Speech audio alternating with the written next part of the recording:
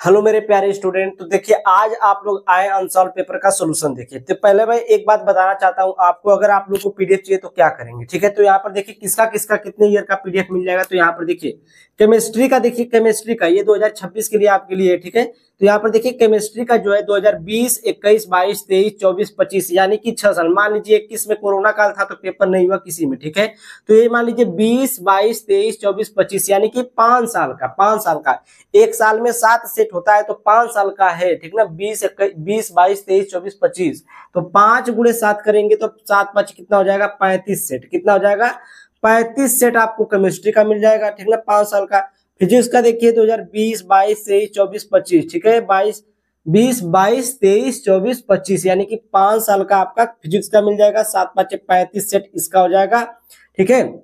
35, हाँ, दोनों को मिलाकर कितना हो गया, 70 सेट, ठीक है। दोनों का 70 सेट हो गया। यहाँ पर देखिए बायोलॉजी, बायोलॉजी का देखिए, अगर बायोलॉजी आप लोग लिए हैं तो 22, 23, 24, 25 4 साल का, 4 साते 28, ठीक है। 28 सेट ये हो गया। मैथ अगर कोई लिया है तो 23, 24, 25 3 साल का मिलेगा। 7 तरीके 21 सेट इसका हो गया। इंग्लिश तो सबको चाहिए, इंग्लिश तो मिल जाएगा आपको 7 गुना के 14 सेट है, ठीक है। अगर देखिए, अगर आप लोग को ये दोनों चाहिए, अगर ये दोनों चाहिए तो आप लोग का पेमेंट लगेगा 120 रुपए। अगर ये 4 सब्जेक्ट चाहिए, अगर किसी को बायो चाहिए तो मैथ नहीं चाहिए, अगर मैथ चाहिए तो बायो नहीं चाहिए, ठीक है। अगर ये chemistry, physics, bio, math, English चाहिए और केमिस्ट्री, फिजिक्स, मैथ, इंग्लिश चाहिए, ठीक ना। तो 4 सब्जेक्ट का आपका लगेगा 200 रुपीज। कितना, 200 रुपये लगेगा। और देखिए अगर आप लोग सिंगल सब्जेक्ट लेंगे, सिंगल सब्जेक्ट सिर्फ केमिस्ट्री या सिर्फ फिजिक्स लेंगे तो इसके लिए आपको पेमेंट करना पड़ेगा 70 रुपीज। कितना, 70 रुपीज, ठीक है। और आपको बायो लेना है तो बायो के लिए आपको 60 रुपीज पेमेंट करना पड़ेगा। अगर आपको मैथ लेना है तो मैथ का 50 रुपीज है। इंग्लिश लेना है तो इंग्लिश का भी 50 रुपीज है, ठीक है। तो इनका इनका 50 60 रुपीज हम, मतलब अगर आप लोग अलग अलग लेंगे तो महंगा पड़ जाएगा, ठीक है। अगर एक साथ लेंगे ना तो आपको सही पड़ेगा, अगर अलग अलग लेंगे तो महंगा पड़ जाएगा। एक ही साथ ले लीजिए 200 रुपये में पूरा सब्जेक्ट का मिल जाएगा आपको, 4 सब्जेक्ट का। Physics, chemistry, chemistry, physics, bio, English या फिर केमिस्ट्री, फिजिक्स, मैथ, इंग्लिश ले लीजिए। चारों सब्जेक्ट का आपको 200 में मिल जाएगा। वैसे अगर आप लेंगे तो ये देखिए 2 सब्जेक्ट का 120 रुपया है। अब यहाँ से ये वाला लेंगे तो 180 हो जाएगा, फिर ये वाला लेंगे तो 130, 230 हो जाएगा, ठीक है। 30 या 40 रुपया आपका बेसी लग जाएगा, ठीक है। तो अगर आप लोग को अनसॉल्व पेपर का पीडीएफ चाहिए तो 746, ये मेरा नंबर है 7460012763, इस नंबर पर आप लोग कांटेक्ट कर सकते हैं, व्हाट्सएप कर सकते हैं, ठीक ना। जो चाहिए वो करिए। आप लोगों को अगर पीडीएफ चाहिए तो, ठीक है। क्या लिख करके व्हाट्सएप करेंगे, जेके सर लिखिए, जेके सर लिखिए या एमके सर ये स्टडी लिखिए, ठीक है। दोनों में से कोई चैनल, मेरा है दोनों चैनल, एमके सर लिखिए चाहे जेके सर लिखिए, ठीक है। तो आप लोग को अगर पीडीएफ चाहिए, अगर आप अपना समय बचाना चाहते हैं पेपर के लिए तो आप लोग पीडीएफ लेना जरूरी है, ठीक है। अगर ये पूरा हल कर लेते हैं ना, आप 3 साल के, 2 साल के या 4 साल के पीडीएफ हल कर लेते हैं तो आपका 90% या 85% लाने में कोई नहीं रुक पाएगा, ठीक है। तो आज और आगे आप लोग वीडियो देखते रहिए। तो देखिए बच्चों, पहला क्वेश्चन क्या कहता है, एक संबंध R बराबर एक संबंध, इसने रिलेशन ये दे रखा है, समुच्चय n पर परिभाषित है, तो सही उत्तर छांटिए। देखिए बच्चों, ये बहुत आसान क्वेश्चन है। पहले का क्या, सबसे पहले आपको क्या करना है, बस आपको ये रिलेशन चेक करना है कि कैसे है, ठीक है ना। a बराबर b -1 और b greater than equal to 4। बच्चों सबसे पहले आप ये देखिए कि इसने कहा है कि b जो है वो 4 से बड़ा है। अब इन 4 ऑप्शन में ये देख लीजिए कि b, इनमें से b कौन से में b जो है वो 4 से बड़ा है। ये तो खत्म है, ये ऑप्शन नहीं होगा क्योंकि उसने कहा है b 4 से बड़ा लेना है हमें। तो ये हो सकता है, ये हो सकता है, ये हो सकता है। अब इनमें दूसरी कंडीशन देखिए, a बराबर b -1, यानी a की जगह ये 4 रख के देखिए और b की जगह ये 5 रख के देखिए, क्या दोनों बराबर आ जाएंगे। a की जगह 4 रख दिया, b की जगह 5 रख दिया, 5 में से 1 गया 4, जी हाँ बिल्कुल। अगर मैं इसमें a बराबर 4 रख दूँ और b बराबर 5 रख दूँ तो 5 - 1, ये भी 4 आ जाएगा, ये भी 4 आ जाएगा, ठीक है ना बच्चों। यानी ये कंडीशन सेटिस्फाई कर रहा है, तो बस यही जो है आपका ऑप्शन सही हो जाएगा, ठीक है ना। तो इसका दूसरा ऑप्शन सही है, ठीक है ना बच्चों। चलिए चलते हैं आगे। देखिए ख क्वेश्चन क्या कहता है। ख क्वेश्चन ये कह रहा है कि tan इनवर्स रूट तीन माइनस कोट इनवर्स -√3, इसका आपको मान बताना है, ठीक है ना बच्चों। देखिए tan इनवर्स को हम tan इनवर्स में tan में √3 कहाँ होता है, tan में √3 कहाँ होता है, tan 60 का। तो इसमें हम क्या रख सकते हैं, tan 60 यानी tan π/3, ठीक है ना, माइनस कोट इनवर्स, और कोट में ये जो √3 होता है ये भी कोट में कहाँ होता है, माइनस के कोट, ये होता है 6 में, π/6 में, ठीक है ना। तो हम इसको क्या रख देंगे, माइनस कोट π/6। अब ये माइनस हमको अरेंज करना पड़ेगा, तो हम क्या करेंगे इसको, देखिए 10 से 10 कैंसिल आउट होकर के यहाँ क्या बचेगा, π/3 माइनस कोट इनवर्स, और यहाँ पे देखिए ये माइनस जब अरेंज करेंगे तो ये क्या हो जाएगा, कॉट पाई माइनस π/6, ठीक है ना बच्चों। ये हो जाएगा पाई माइनस π/6, कोट से कोट हट जाएगा, यहाँ आ जाएगा π/3 माइनस, और 6 पाई माइनस पाई यानी 5 π/6, 5 π/6, तो ये कितना हो जाएगा 2 पाई माइनस 5 π/6, और ये ओवरऑल आपका आ जाएगा कितना, ये आ जाएगा आपका माइनस के 3 π/6, और ये आ जाएगा माइनस के π/2, ठीक है ना बच्चों। ये आपका आंसर हो जाएगा, यानी ऑप्शन नंबर 2, ऑप्शन जो है 2 आपका सही हो जाएगा, ठीक है ना बच्चों, ऑप्शन 2 आपका सही हो जाएगा। तो चलिए चलते हैं नेक्स्ट क्वेश्चन की तरफ। तो देखिए बच्चों, यह क्वेश्चन क्या कहता है, कोस इनवर्स ई की पावर एक्स का अवकल गुणांक होगा, यानी हमें इसका अवकलन ज्ञात करना है। देखिए कोस इनवर्स ई की पावर एक्स, जल्दी से जल्दी करेंगे। कोस इनवर्स का होता है -1/√1 माइनस एक्स स्क्वायर, है ना, इसका स्क्वायर हो जाएगा, और इस x का दोबारा करेंगे जिसको हमने x माना हुआ है, यानी e की पावर x का दोबारा होगा, तो e की पावर x का e की पावर x, ठीक है ना। तो यहाँ से क्या आ जाएगा, माइनस e की पावर x/√1 माइनस e की पावर, ये हो जाएगा 2x, ठीक है ना। देखिए इनमें से कौन सा ऑप्शन है, माइनस में e की पावर x/√1 माइनस e की पावर -2x, ये नहीं है, वो माइनस ई की पावर, ये वाला सही है ना, फोर्थ ऑप्शन इसका सही हो जाएगा, ठीक है ना बच्चों, ये फोर्थ ऑप्शन इसका सही हो गया। तो चलते हैं नेक्स्ट क्वेश्चन की तरफ। देखिए यह क्वेश्चन क्या कहता है, एक्स ई की पावर एक्स डी का मान बताओ। घ यानी क्या कह रहा है कि समाकलन एक्स ई की पावर एक्स डी का मान, ठीक है ना। देखिए इसमें क्या करना होगा हमें, सबसे पहले हम क्या करेंगे, दो फंक्शन मान लेंगे, इसको फर्स्ट इसको सेकंड, आइलेट के हिसाब से।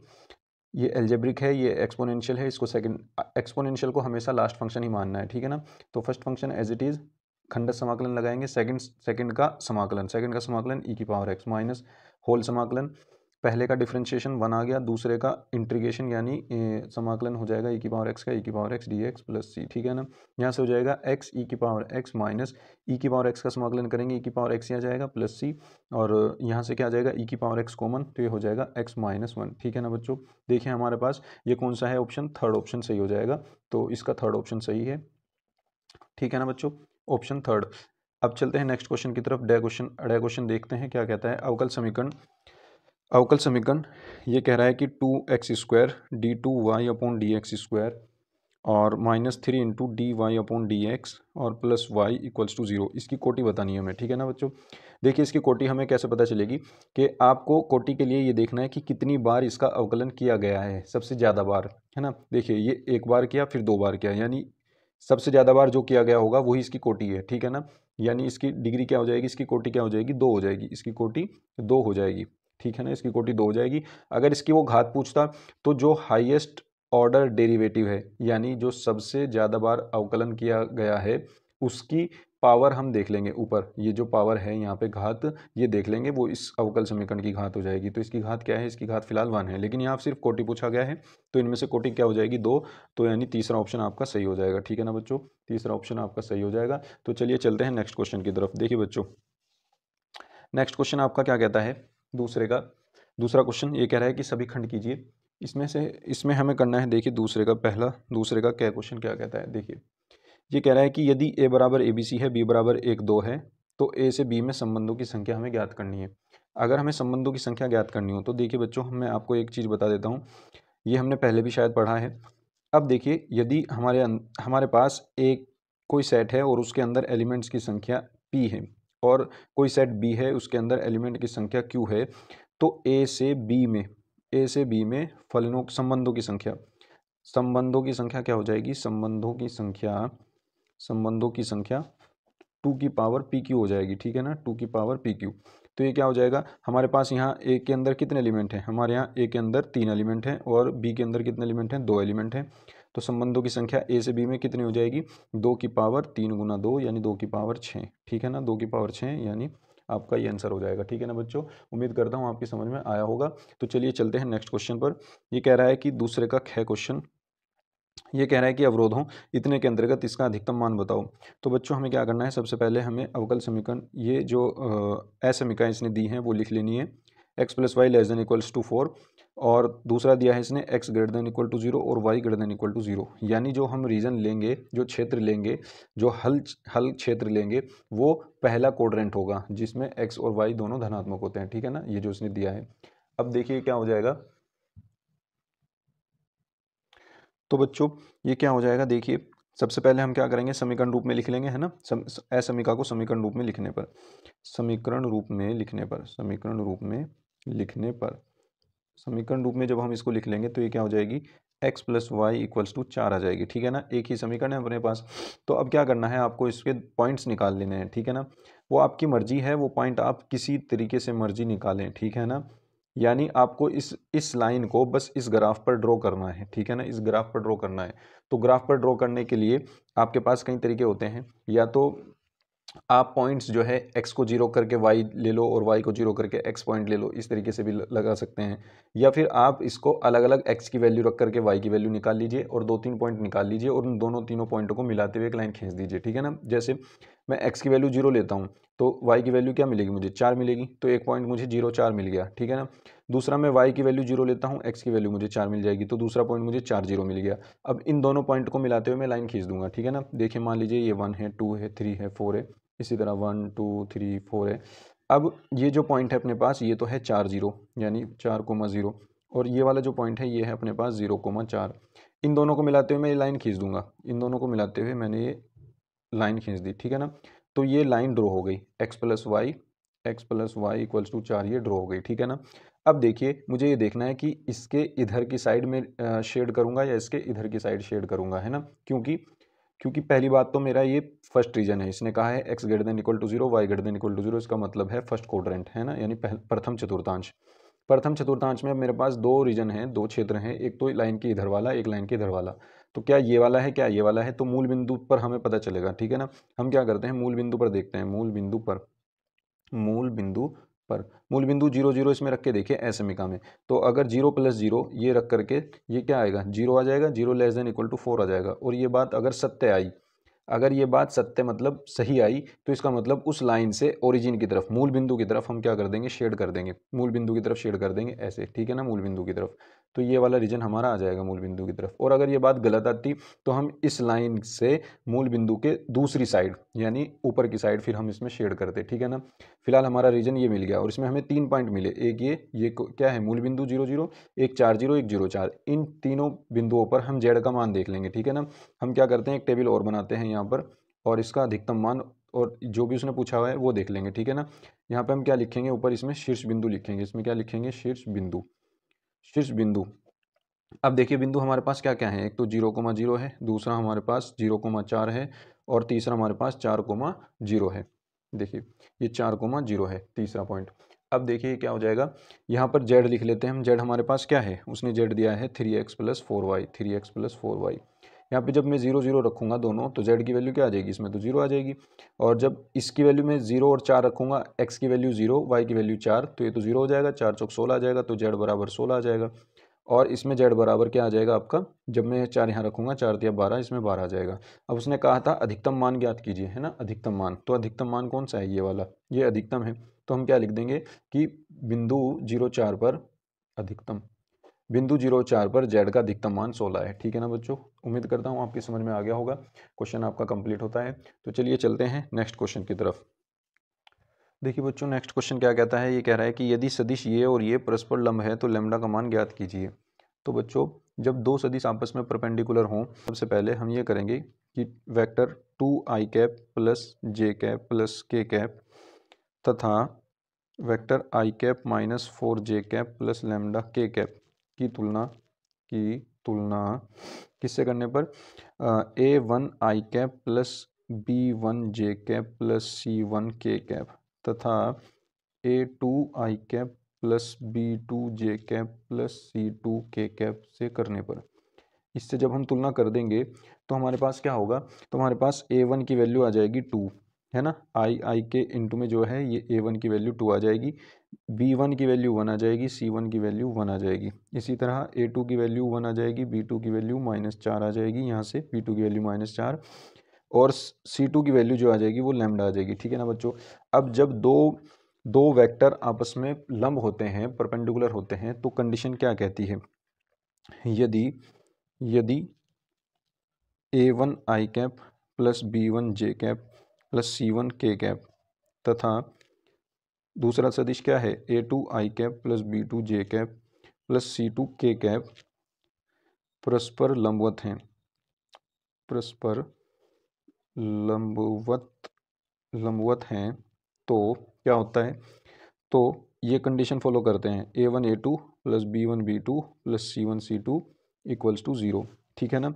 अब यहाँ से हम क्या कर देंगे, ये वैल्यूज रख देंगे सारी यहाँ पे, तो ये क्या हो जाएगा, 2 इंटू 1 प्लस 1 इंटू -4, 1 इंटू -4 प्लस 1 into lambda equals to 0, 1 into lambda. ठीक है ना। ये क्या हो जाएगा आपका, 2 एकम 2 -4 प्लस लैम्डा इक्वल्स टू 0, और लैम्डा की वैल्यू -2 इधर और इधर जा करके +2 आ जाएगी। ठीक है ना। ये आपका हो जाएगा आंसर। ठीक है ना बच्चों, उम्मीद करता हूँ आपकी समझ में आ गया होगा। तो चलिए चलते हैं नेक्स्ट क्वेश्चन की तरफ। देखिए बच्चों, ये कह रहा है कि घ दूसरा का घ, ये कह रहा है कि इसको दिखाइए कि एफ एक्स बराबर मोड एक्स जो है, एफ एक्स बराबर मोड एक्स, ये एक्स बराबर 0 पर सतत है, ये दिखाना है। तो देखिए मोड एक्स को हम कैसे लिख सकते हैं, दो तरीके से लिख सकते हैं कि या तो ये पॉजिटिव होगा यदि एक्स की वैल्यू 0 से बड़ी या बराबर है, तब तो ये पॉजिटिव एक्स होगा यानी धनात्मक एक्स होगा, और ये माइनस एक्स होगा कब, जब एक्स की value less than to 0। Mod x को हम ऐसे लिख सकते हैं। ठीक है ना। अब हम चलते हैं एक्स बराबर 0 पर लिमिट निकालते हैं, है ना, क्योंकि हमें सतत दिखाना है। तो हम क्या करेंगे, लेफ्ट हैंड लिमिट निकालेंगे सबसे पहले। लेफ्ट हैंड लिमिट क्या हो जाएगी, limit x tending to 0 minus f of x. ठीक है ना, 0 पे देख रहे हैं तो 0 के माइनस में एफ एक्स क्या है हमें वो देखना है। ठीक है ना। अब देखिए ये हो जाएगा आपका limit h tending to 0, x की जगह हम 0 माइनस एच रख रहे हैं, यानी 0 के हल्का सा लेफ्ट में जा रहे हैं, तो ये क्या आ जाएगा, एफ ऑफ 0 माइनस एच। यानी जहाँ जहाँ फंक्शन में 0 माइनस एच था, हम एक्स था, वहाँ वहाँ हम क्या रख देंगे, 0 माइनस एच रख देंगे। पहली बात ये देखो आप कि 0 माइनस एच हम क्यों रख रहे हैं, क्योंकि हम 0 के लेफ्ट में जाना चाह रहे हैं। मान लीजिए एक्स बराबर 0 है आपका, हम इसके हल्का सा यहाँ पर लेफ्ट में चेक कर रहे हैं, हल्का सा लेफ्ट में।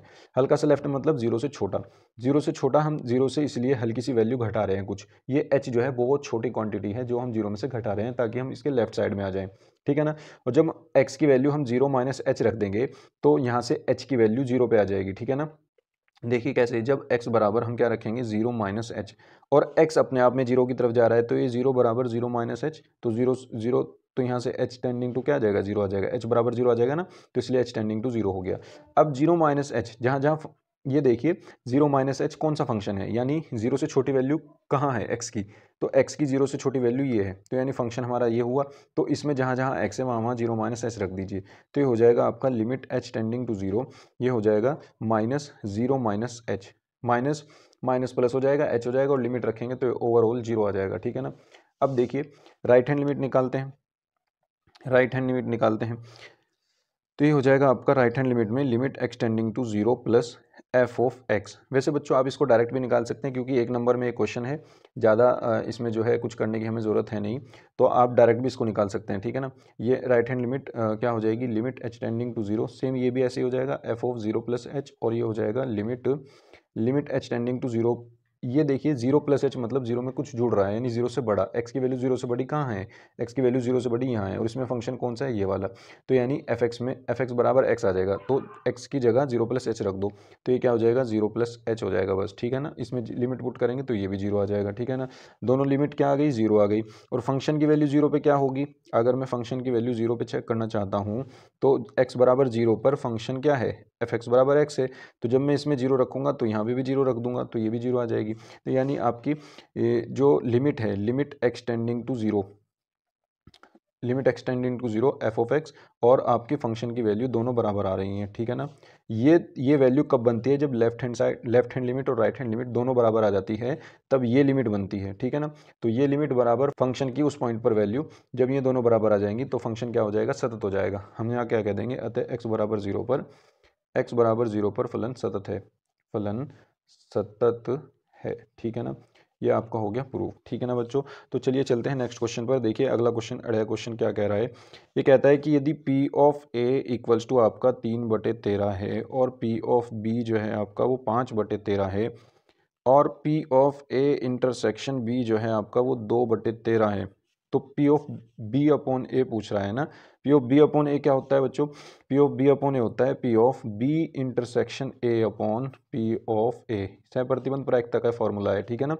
यानी बी और ए का इंटरसेक्शन आ जाएगा और अपॉन पी आ जाएगा। अब बी इंटरसेक्शन ए को आप क्या लिख सकते हैं? ए इंटरसेक्शन बी भी लिख सकते हैं, कोई फर्क नहीं पड़ता, अपॉन में ए। अब देखिए यहाँ से क्या होगा, इसकी वैल्यू जो है आपके पास कितनी है? ए इंटरसेक्शन बी की 2/13 और पी ऑफ ए की कितनी है? 3/13। तो ये 13 से 13 कैंसिल आउट होकर के क्या बचेगा? 2/3। यही आपका आंसर हो जाएगा। बच्चों ये वैल्यू इसने एक्स्ट्रा दे रखी है, अब ये मत सोचना ये क्यों दे रखी है, ये बस कंफ्यूज करने के लिए है, ठीक है ना। इसका इसमें कोई रोल नहीं है, ठीक है ना बच्चों। तो आपका ये आंसर आ जाएगा। उम्मीद करता हूँ आपकी समझ में आ गया होगा। चलिए चलते हैं नेक्स्ट क्वेश्चन पर। तो देखिए बच्चों नेक्स्ट क्वेश्चन, तीसरे का क्या क्वेश्चन क्या कहता है? तीसरे का क्या क्वेश्चन ये कह रहा है कि यदि आपके पास ये आव्यूह है x plus z, y plus z और x plus y plus z, है ना, इस आव्यूह के बराबर एक दूसरा आव्यूह है 5, 7, 9, ठीक है ना। तो कह रहा है कि x तथा y तथा z का मान ज्ञात कीजिए। तो बच्चों क्या होगा, जब दो अवयव आपस में बराबर हों तो उनके संगत अवयव भी बराबर होते हैं। तो यानी पहला अवयव पहले अवयव के बराबर हो जाएगा x प्लस जेड बराबर 5, दूसरा अवयव दूसरे के बराबर हो जाएगा y प्लस जेड बराबर 7, तीसरा तीसरे के बराबर हो जाएगा यानी x plus y plus z बराबर 9, ठीक है ना। अब देखिए हमें इन तीनों इक्वेशन को सॉल्व करना है और आंसर लाना है, ठीक है ना। हम क्या करेंगे, एक वे समीकरण इसको हम 1 मान लेते हैं, इसको 2 मान लेते हैं और इसको 3 मान लेते हैं, ठीक है ना। हम इसको और इसको जोड़ देते हैं, ठीक है ना। हम लिखेंगे, आपको पूरा लिखना है करके, ठीक है ना। क्या लिखोगे आप कि समीकरण 1 तथा समीकरण 2 को जोड़ने पर फिर आप उसको जोड़ करके दिखा देना। ये क्या हो जाएगा, x plus y plus 2z equals to 7 और 5 हो जाएगा आपका 12। इसको बना देना समीकरण नंबर 4, ठीक है ना। अब देखिए ये भी एक्स वाई जेड में आ गई और ये भी एक्स वाई जेड में है, तो इन दोनों को सॉल्व करना है अब आपको। तो समीकरण 3 और 4 यानी 4 में से आप 3 घटा दीजिए, तो यहाँ पे लिखना समीकरण 4 में से 3 घटाने पर, समीकरण 4 में से समीकरण 3 घटाने पर। तो ये क्या हो जाएगा, जब आप इसमें से ये घटाओगे तो क्या हो जाएगा, देखिए हम लिख देते हैं, चलो x plus y plus 2z equals to 12 और x plus y plus z बराबर ये हो जाएगा 9। इसमें से जब हम माइनस करेंगे ये सारे माइनस हो जाएंगे साइन, तो ये दोनों कट जाएंगे, 2z में से z गया z बचेगा और 12 में से 9 गया 3 बचेगा, ठीक है ना। तो z की वैल्यू 3 आ जाएगी, z की वैल्यू उठा करके यहाँ रख दीजिए और यहाँ से x की वैल्यू हो जाएगी, यहाँ से y की वैल्यू हो जाएगी। तो आप क्या करोगे, समीकरण 1 से x प्लस 3 बराबर 5, जेड की वैल्यू 3 रख दी तो x बराबर कितना आ जाएगा 2, ठीक है ना। और समीकरण 2 से y प्लस 3 बराबर 7, 3 उधर गया तो y की वैल्यू कितनी आ गई 4, तो y की वैल्यू कितनी आ गई 4। तो आपकी x बराबर 2, y बराबर 4 और z बराबर 3 ये वैल्यू आ गई, ठीक है ना बच्चों। ये आपका आंसर हो जाएगा। उम्मीद करता हूँ आपकी समझ में आ गया होगा। चलिए चलते हैं नेक्स्ट क्वेश्चन पर। नेक्स्ट क्वेश्चन क्या कहता है, देखिए क्वेश्चन क्या कहता है कि dy बाई डी एक्स बराबर x minus 1 upon 2 plus y, ठीक है ना बच्चों। तो यहाँ से हम क्या करेंगे, इसको हमें व्यापक हल ज्ञात करना है, ठीक है ना। तो देखिए ये वेरिएबल सेपरेबल हो जाएगा यानी चर पृथक्करण, ठीक है ना। तो इसको हम अलग कर देते हैं, 2 प्लस वाई को y के पास भेज देते हैं, dy हो जाएगा और x माइनस 1 यहीं रख करके यहाँ पे dx ले आते हैं। दोनों पक्षों का समाकलन करने पर, लिख दीजिएगा ये बात कि दोनों पक्षों का समाकलन करने पर जब इसका समाकलन करेंगे तो ये हो जाएगा 2 प्लस वाई डी वाई और यहाँ हो जाएगा x माइनस 1 डी एक्स, ठीक है ना। तो यहाँ से जब हम 2 का समाकलन करेंगे 2y आ जाएगा और y का समाकलन करेंगे ये वाई स्क्वायर बाई 2 हो जाएगा इक्वल्स टू x का करेंगे x स्क्वायर बाई 2 हो जाएगा और माइनस 1 का करेंगे माइनस x आ जाएगा और प्लस c आ जाएगा, ठीक है ना बच्चों। अब यहाँ से हम क्या करेंगे, एलसीएम लेंगे, 2 दूनी 4 y plus y square upon 2 और यहाँ से क्या हो जाएगा x square minus 2x plus 2, इसको हम c1 कह देते हैं, 2c1 अपॉन 2, ठीक है ना। 2 से ये 2 हट जाएगा यहाँ से, ये क्या हो जाएगा 4y plus y square equals to x square minus 2x plus, इस 2c1 की जगह आप c रख दीजिए, बस ये आपका आंसर हो जाएगा। और यहाँ नया कांस्टेंट रख दिया हमने 2c1 की जगह, चाहे आप इसको बता देना जहाँ c बराबर 2c1 है, ठीक है ना बच्चों। ये आपका आंसर हो जाएगा। उम्मीद करता हूँ आपकी समझ में आ गया होगा। तो चलिए चलते हैं नेक्स्ट क्वेश्चन पर। तो देखिए बच्चों नेक्स्ट क्वेश्चन क्या कहता है, ये कह रहा है कि यह क्वेश्चन सिद्ध कीजिए कि फलन f such that r to r यानी मैपिंग जो है वो r से r प्लस में है और फंक्शन हमारे पास क्या है f ऑफ x बराबर e की पावर x, ठीक है ना। ये कह रहा है कि द्वारा परिभाषित फलन एक एक ही है, एक एक ही हमें प्रूफ करना है। तो एक एक ही के लिए हम क्या करते हैं, हमें f ऑफ x1 बराबर f ऑफ x2 लेकर के चलते हैं और अगर हमने x1 बराबर x2 प्रूफ कर दिया तो इसका मतलब फलन जो है वो एक एक ही है, ठीक है ना। तो हम क्या करेंगे, हम कहेंगे कि for all x1 comma x2 belongs to r, इस वाले r में से हमने उठाए ये दोनों और इनके लिए हम लेके चले यदि f ऑफ x1 बराबर f ऑफ x2 है, ठीक है ना। तो अब देखिए f ऑफ x1 क्या हो जाएगा, यहाँ पे x1 रख दीजिए तो यहाँ भी x1 हो जाएगा e की power x1। f of x2 में यहाँ पे x2 रख दीजिए तो ये हो जाएगा e की पावर x2, ठीक है ना। अब देखिए जब दोनों, वैसे तो आप डायरेक्ट भी कह सकते हैं x1 बराबर x2, लेकिन 2 नंबर का क्वेश्चन है तो कुछ तो करना पड़ेगा। हम दोनों तरफ लॉग ले लेते हैं तो ये क्या हो जाएगा, लॉग बेस e की पावर x1 और इक्वल्स टू इधर भी लॉग ले लिया हमने, लॉग e की पावर x2, ठीक है ना। अब ये x1 घूम करके आ गया जाएगा तो ये हो जाएगा x1 इक्वल्स टू, ये हो जाएगा लॉग बेस ई और यहाँ पे ई आ जाएगा। इसी तरह ये हो जाएगा x2 आगे आ जाएगा घूम करके, हो जाएगा लॉग बेस ई और यहाँ पे ई, ठीक है ना। ये इनटू में है, ठीक है ना बच्चों। अब देखिए क्या हो जाएगा आपका लॉग बेस ई और ई, तो इसका मान 1 हो जाता है, यहाँ पे भी ये 1 हो जाएगा।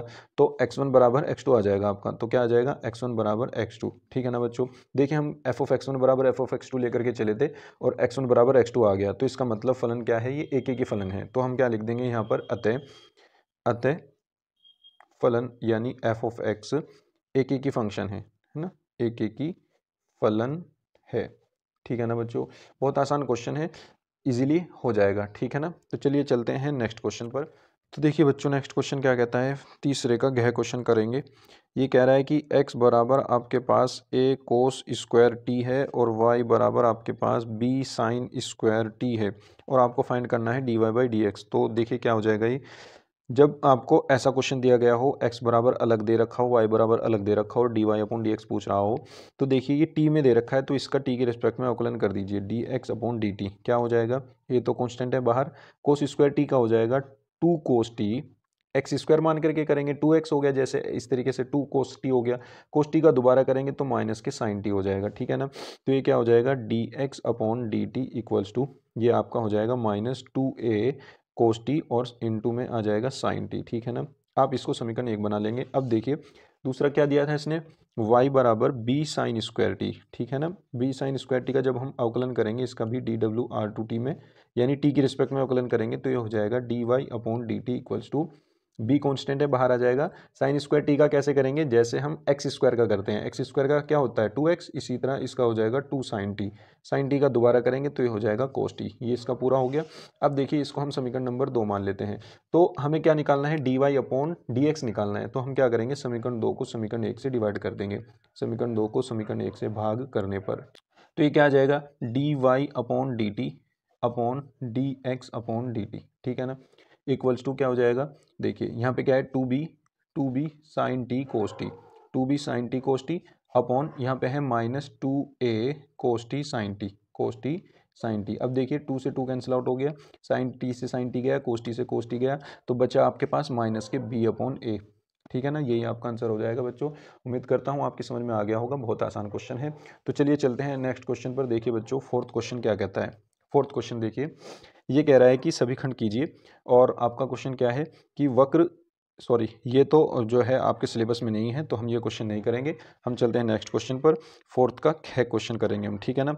ये कह रहा है कि यदि p ऑफ a बराबर 0.4 हो और p ऑफ b बराबर 0.5 हो और a और b स्वतंत्र घटनाएं हों, जब a और b स्वतंत्र घटनाएं होती हैं इसका मतलब होता है कि p of a intersection b बराबर p of a into p of b, ठीक है ना।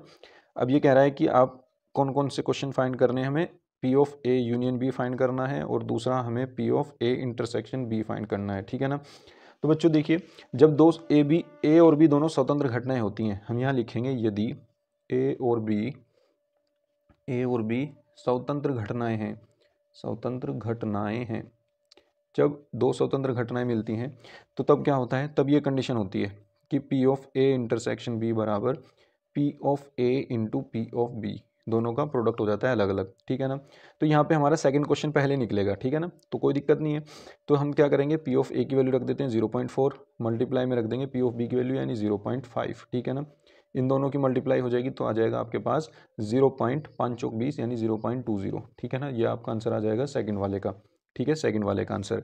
और फर्स्ट वाले का आंसर अब निकाल लेंगे, ठीक है ना। फर्स्ट वाला क्या है, P of A union B आपको फाइंड करना है। आप जानते हैं कि P of A union B बराबर क्या होता है, P of A plus P of B minus P of A intersection बी, ठीक है ना। यहाँ पे वैल्यू रख देते हैं, पी ऑफ ए की वैल्यू 0.4 है, इसकी वैल्यू 0.5 है, इसकी वैल्यू 0.2 आ गई, तो ये कितना हो गया 0.9 हो गया, माइनस 0.2 हो गया, तो ये माइनस करके आ जाएगा 0.7, ठीक है ना बच्चों। उम्मीद करता हूँ आपकी समझ में आ गया होगा, बहुत आसान क्वेश्चन है। तो चलिए चलते हैं नेक्स्ट क्वेश्चन पर। तो देखिए बच्चों, यह क्वेश्चन क्या कहता है कि दर्शाइए कि बिंदु ए बी और सी ये संरेख हैं, ठीक है ना बच्चों, बहुत आसान क्वेश्चन है ये। गया क्वेश्चन मान लेते हैं, ये हमारे पास पॉइंट है, माना बिंदु जो दे रखे हैं उसने ये हैं, बिंदु ए जो है वो 2 3 4 है, बी जो है वो -1 -2 और 1, तथा सी बिंदु जो है वो 5 8 और 7 है, ठीक है ना। अब देखिए ये जो बिंदु हैं, हम क्या करते हैं, ए बी वैक्टर निकालते हैं, ठीक है ना। हम एक वेक्टर ए बी वैक्टर निकालते हैं, तो ए बी वैक्टर क्या हो जाएगा, ए बी वैक्टर जो हो जाएगा, ये इसने जो दे रखे हैं ए बी या ए बी वैक्टर के आप द्विक अनुपात निकाल लीजिए, ठीक है ना। हम क्या कहेंगे, ए बी वैक्टर के द्विक अनुपात, ए बी वैक्टर के द्विक अनुपात क्या होंगे, ए बी वैक्टर के द्विक अनुपात जो हो जाएंगे, इसमें से ये माइनस करके बी माइनस ए, ठीक है ना, -1 -2, -1 -2 कोमा -2 -3, -2 -3 कोमा 1 -4 1 -4, ये इसके द्विक अनुपात हैं। तो क्या हो जाएगा, -3 आ जाएगा, -5 आ जाएगा और -3 आ जाएगा, ठीक है ना। ये इसके द्विक अनुपात आ गए। इसी तरह आप बी सी वैक्टर के द्विक अनुपात निकाल लीजिए। बी सी वैक्टर के द्विक अनुपात क्या हो जाएंगे, द्विक अनुपात ये हो जाएगा सी माइनस बी, यानी इसमें से ये माइनस करके, तो 5 -1 कोमा 8 -2, तो ये हो जाएगा आपका 8 -2 कोमा, ये हो जाएगा 7 -1, यानी 7 -1, तो ये कितना हो जाएगा 5 + 1 6, 8 + 2 10, 7 -1 6, ठीक है ना। ये इसके द्विक अनुपात आ गए। अब ये देखिए कि ए बी के द्विक अनुपात और बी सी के द्विक अनुपात कॉमन रेशियो में है, ठीक है ना, यानी जो इनका रेशियो अगर हम लेंगे समान अनुपात में है, ठीक है ना। तो यहाँ से अगर हम देखें तो ये आ जाएगा -3/6 और -5/10 और ये आ जाएगा -3/6, यानी अगर आप देखोगे तो ये आएगा आपका -1/2 -1/2 और -1/2, ठीक है ना। तो हम क्या कह देंगे कि ए बी वैक्टर तथा बी सी वैक्टर के द्विक अनुपात समानुपाती हैं, द्विक अनुपात समानुपाती हैं। इसका मतलब अतः हम यहाँ लिख देंगे, अतः ए बी जो है वो बी सी के पैरेलल है, ए बी वैक्टर जो होगा वो बी सी के पैरेलल होगा, ठीक है ना। हाँ, तो इसका मतलब ए बी सी संरेख हैं, इसका मतलब क्या हो जाएगा, ए बी सी संरेख हैं, ठीक है ना बच्चों। ये हो जाएगा आपका क्वेश्चन। उम्मीद करता हूँ आपकी समझ में आया होगा। चलिए चलते हैं नेक्स्ट क्वेश्चन पर। तो देखिए बच्चों, घ क्वेश्चन क्या कहता है, ये फोर्थ का घ, ये कह रहा है कि समाकलन √x² + 2x + 5 dx, इसका समाकलन ज्ञात कीजिए, ठीक है ना। तो बच्चों हमारे पास इस फॉर्म में √x² + a² का तो फॉर्मूला होता है, तो इसको हम उसी फॉर्मूले में बनाने की कोशिश करेंगे, ठीक है ना। तो उसके लिए हमें परफेक्ट स्क्वायर बनाना पड़ेगा इससे पहले, तो यानी x² + 2x प्लस, अगर मैं इस 5 को ऐसे लिख दूँ 4 + 1, तो शायद मेरा बन जाए आराम से, ठीक है ना। तो देखिए क्या हो जाएगा, √x², ये तो a² हो जाएगा, प्लस ये 2x हो गया यानी 2ab, प्लस ये आपका a² हो जाएगा, ये b² हो जाएगा, और ये जो 1 है इस 1 को हम स्क्वायर लिख देंगे और ये कर देंगे b², और ये 4 आ जाएगा यहाँ पर, इस 4 को भी हम 2 का स्क्वायर लिख देंगे, ठीक है ना। ये हो जाएगा dx। अब देखिए बच्चों, ये आपका क्या हो जाएगा, a² + b² + 2ab, ये बन गया x + b का होल स्क्वायर, प्लस ये 2 का स्क्वायर ही रहेगा, ठीक है ना। अब देखिए हमारे पास ये फॉर्मूला बन जाएगा कौन सा, समाकलन √x² + a² dx वाला। ये फॉर्मूला क्या कहता है, ये कहता है कि x/2 √x² + a² + a²/2 log x + √x² + a², ये फॉर्मूला है, ठीक है ना। तो हम इस फॉर्मूले के अकॉर्डिंग इसको खोल देंगे, तो ये क्या हो जाएगा, ये हो जाएगा आपका समाकलन हट जाएगा यहाँ से, x की जगह पूरा x + 1 है तो x + 1/2 आ जाएगा, अंडर रूट, जब x² + a² लिखेंगे तो यही आएगी चीज़, है ना, यानी इसको हम ऐसे ही लिख देंगे, चलो x + 1 का होल स्क्वायर + 2 का स्क्वायर प्लस a²/2, a क्या है हमारे पास 2, ये 2 जो है a है, तो इसका स्क्वायर यानी 2 का स्क्वायर ही रहेगा और अपॉन में 2 आएगा, और ये आ जाएगा log x क्या है अपने पास x + 1 प्लस अंडर रूट, ये जो का तू x + 1 का होल स्क्वायर प्लस 2 का स्क्वायर और प्लस सी, ठीक है ना। अब देखिए बच्चों ये क्या हो जाएगा आपका, यहाँ से हम क्या करेंगे x+1/2 अंडर रूट, इस चीज़ को हम वापस, जो ये चीज़ हम बनाए थे किससे बनाए थे, क्वेश्चन से, देखो इससे, ये इससे बना था, ये इससे बना था, और ये जो है ये इससे बना था, यानी और हम क्या कर सकते हैं डायरेक्ट इस x+1 का स्क्वायर और 2 के स्क्वायर को हम ये लिख सकते हैं x² + 2x + 5। तो हम क्या कर देंगे, इसको हम लिख देंगे x² + 2x + 5, ठीक है ना, प्लस इस 2 से एक स्क्वायर कट जाएगा, बचेगा क्या, एक 2 बच जाएगा, तो यहाँ पे लिखेंगे log x+1 plus under root, ये क्या हो जाएगा x² + 2x + 5, ठीक है ना, प्लस सी, ये आपका आंसर हो जाएगा, ठीक है ना। उम्मीद करता हूँ आपकी समझ में आ गया होगा। तो चलिए चलते हैं नेक्स्ट क्वेश्चन पर। तो देखिए बच्चों नेक्स्ट क्वेश्चन क्या कहता है, 5वां क्वेश्चन, इसमें हर क्वेश्चन 5 नंबर का है और आपको सारे खंड करने हैं, ठीक है ना। तो देखिए ये एक रिलेशन दे रहा है कि r बराबर a, b, ए बी में कैसा रिलेशन है कि a - b जो है वो 5 का गुणज है ना, a - b, ये कह रहा है कि 5 का गुणज है, ठीक है ना, 5 का गुणज है, ठीक है। और ये कह रहा है कि एक समुच्चय z बराबर पूर्णांकों का समुच्चय पर परिभाषित है, यानी इस समुच्चय पे ये परिभाषित है। तो सिद्ध कीजिए कि r जो है, ये रिलेशन जो है एक तुल्यता संबंध है, हमें ये दिखाना है। तो तुल्यता दिखाने के लिए हमें 3 संबंध दिखाने पड़ेंगे, यानी एक समतुल्य, सममित और संक्रमक, तीनों हमें संबंध ये दिखाना पड़ेगा, तब जा करके ये तुल्यता संबंध बनेगा। तो सबसे पहले चलते हैं समतुल्य के लिए, ठीक है ना। तो हम क्या दिखाएंगे, समतुल्यता, समतुल्य हम सबसे पहले दिखाएंगे, ठीक है ना। तो हम क्या करेंगे, माना एक एलिमेंट मानते हैं जेड में से, जो हमारा सेट है, तो एक एलिमेंट हमने ऐसा माना ए, किस में से माना, जेड में से, इस प्रकार है, इस प्रकार है कि ए अगर मैं लूँ और उस पर ये कंडीशन लगाऊं, यानी a - a लगाऊं, तो a - a क्या आ जाएगा, 0 आ जाएगा, और 0 हर नंबर का मल्टीपल होता है, यानी गुणज होता है, तो 0 5 का भी गुणज है ना। तो मैं इसको ऐसे लिख सकता हूँ कि 0 × 5, है ना, 5 × 0 भी कर सकता हूँ। तो मैं ये कह दूंगा कि अतः ये क्या हो जाएगा, ये 0 जो है 5 का गुणज है, या मैं इसको ऐसे ना लिख करके वैसे लिख दूँ 0 5 का गुणज है, 0 5 का गुणज है, ठीक है ना। तो ये क्या हो जाएगा आपका, ये रिलेशन जो आ जाएगा a, ये सेटिस्फाई हो जाएगा और ये R में बिलोंग करेगा, ठीक है ना। इसका मतलब R जो है वो समतुल्य संबंध है, अतः R समतुल्य संबंध है, समतुल्य संबंध है। अब चलते हैं सममित के लिए, ठीक है ना। तो हम सममितता के लिए चलते हैं, सममितता, सममितता यानी हमें दिखाना है कि ये रिलेशन सममित है। तो उसके लिए हम क्या करेंगे, माना दो एलिमेंट हम मान करके चलेंगे, a, b belongs to z, जो उसने दिया है z इसमें, है ना, इस प्रकार है, इस प्रकार है, ये दो एलिमेंट इस प्रकार हैं कि a, b तो रिलेट करेगा ही करेगा, ऐसे हमें ये एलिमेंट लेने हैं। तो a, b सच दैट, यानी a - b जो होगा वो 5 का गुणज होगा, a - b 5 का गुणज, 5 का गुणज है। इसका मतलब मैं ये लिख सकता हूँ कि a - b बराबर 5m, 5 का गुणज लिख दिया, m कोई कांस्टेंट कर लो, हम कहेंगे m एक पूर्णांक है, ठीक है ना, हम क्या मान लेते हैं, m एक पूर्णांक है। अब देखिए a - b अगर 5m है, तो मैं अगर इसमें से b कॉमन ले लूँ तो ये क्या हो जाएगा, b - a equals to 5m, और ये माइनस हम इधर पहुंचा दें तो ये क्या हो जाएगा, b - a equals to 5 × -m, ठीक है ना। तो ये क्या हो जाएगा, ये अब भी 5 का मल्टीपल है, b - a भी, तो इसका मतलब अगर b - a भी 5 का गुणज है, b - a भी 5 का गुणज हो गया, 5 का गुणज है, अतः ये b, a भी जो आ जाएगा बिलोंग्स टू r आ जाएगा। a, b belongs to r लेकर के चले थे, b, a belongs to r आ गया।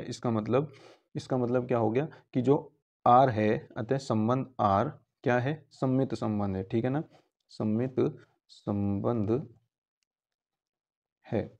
अब हमें इसको लास्ट दिखाना है कि ये संक्रमक भी है, ठीक है ना। तो देखिए संक्रमकता के लिए चलते हैं, संक्रमकता, है ना।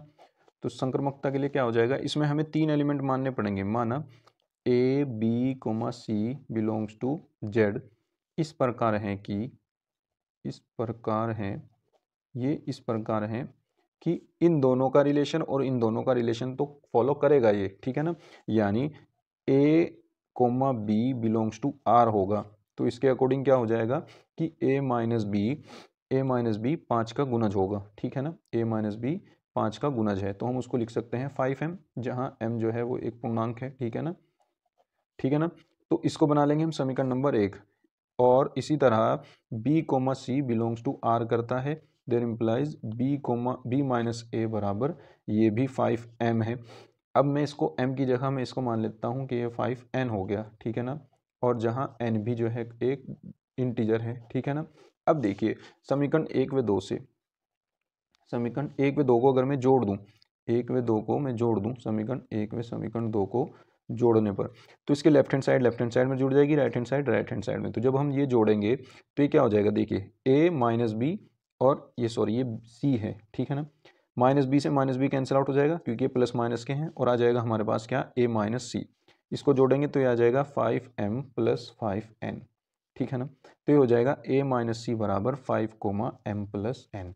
अब अगर m भी एक पूर्णांक था, n भी एक पूर्णांक था, तो दो पूर्णांकों को जोड़ेंगे तो भी पूर्णांक आएगा, तो यानी ये भी पूर्णांक है। तो यहाँ से जो m प्लस n है वो भी एक पूर्णांक है। ठीक है ना, यहाँ से ये भी पूर्णांक है। तो इसका मतलब ये क्या हुआ, देखिए ये देखिए a माइनस सी अगर 5 इंटू एम प्लस एन आ गया है तो इसका मतलब a माइनस सी 5 का गुणज है।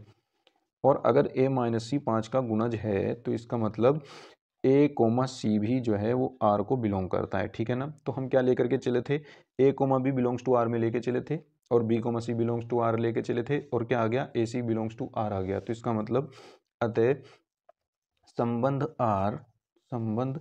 आर संक्रमक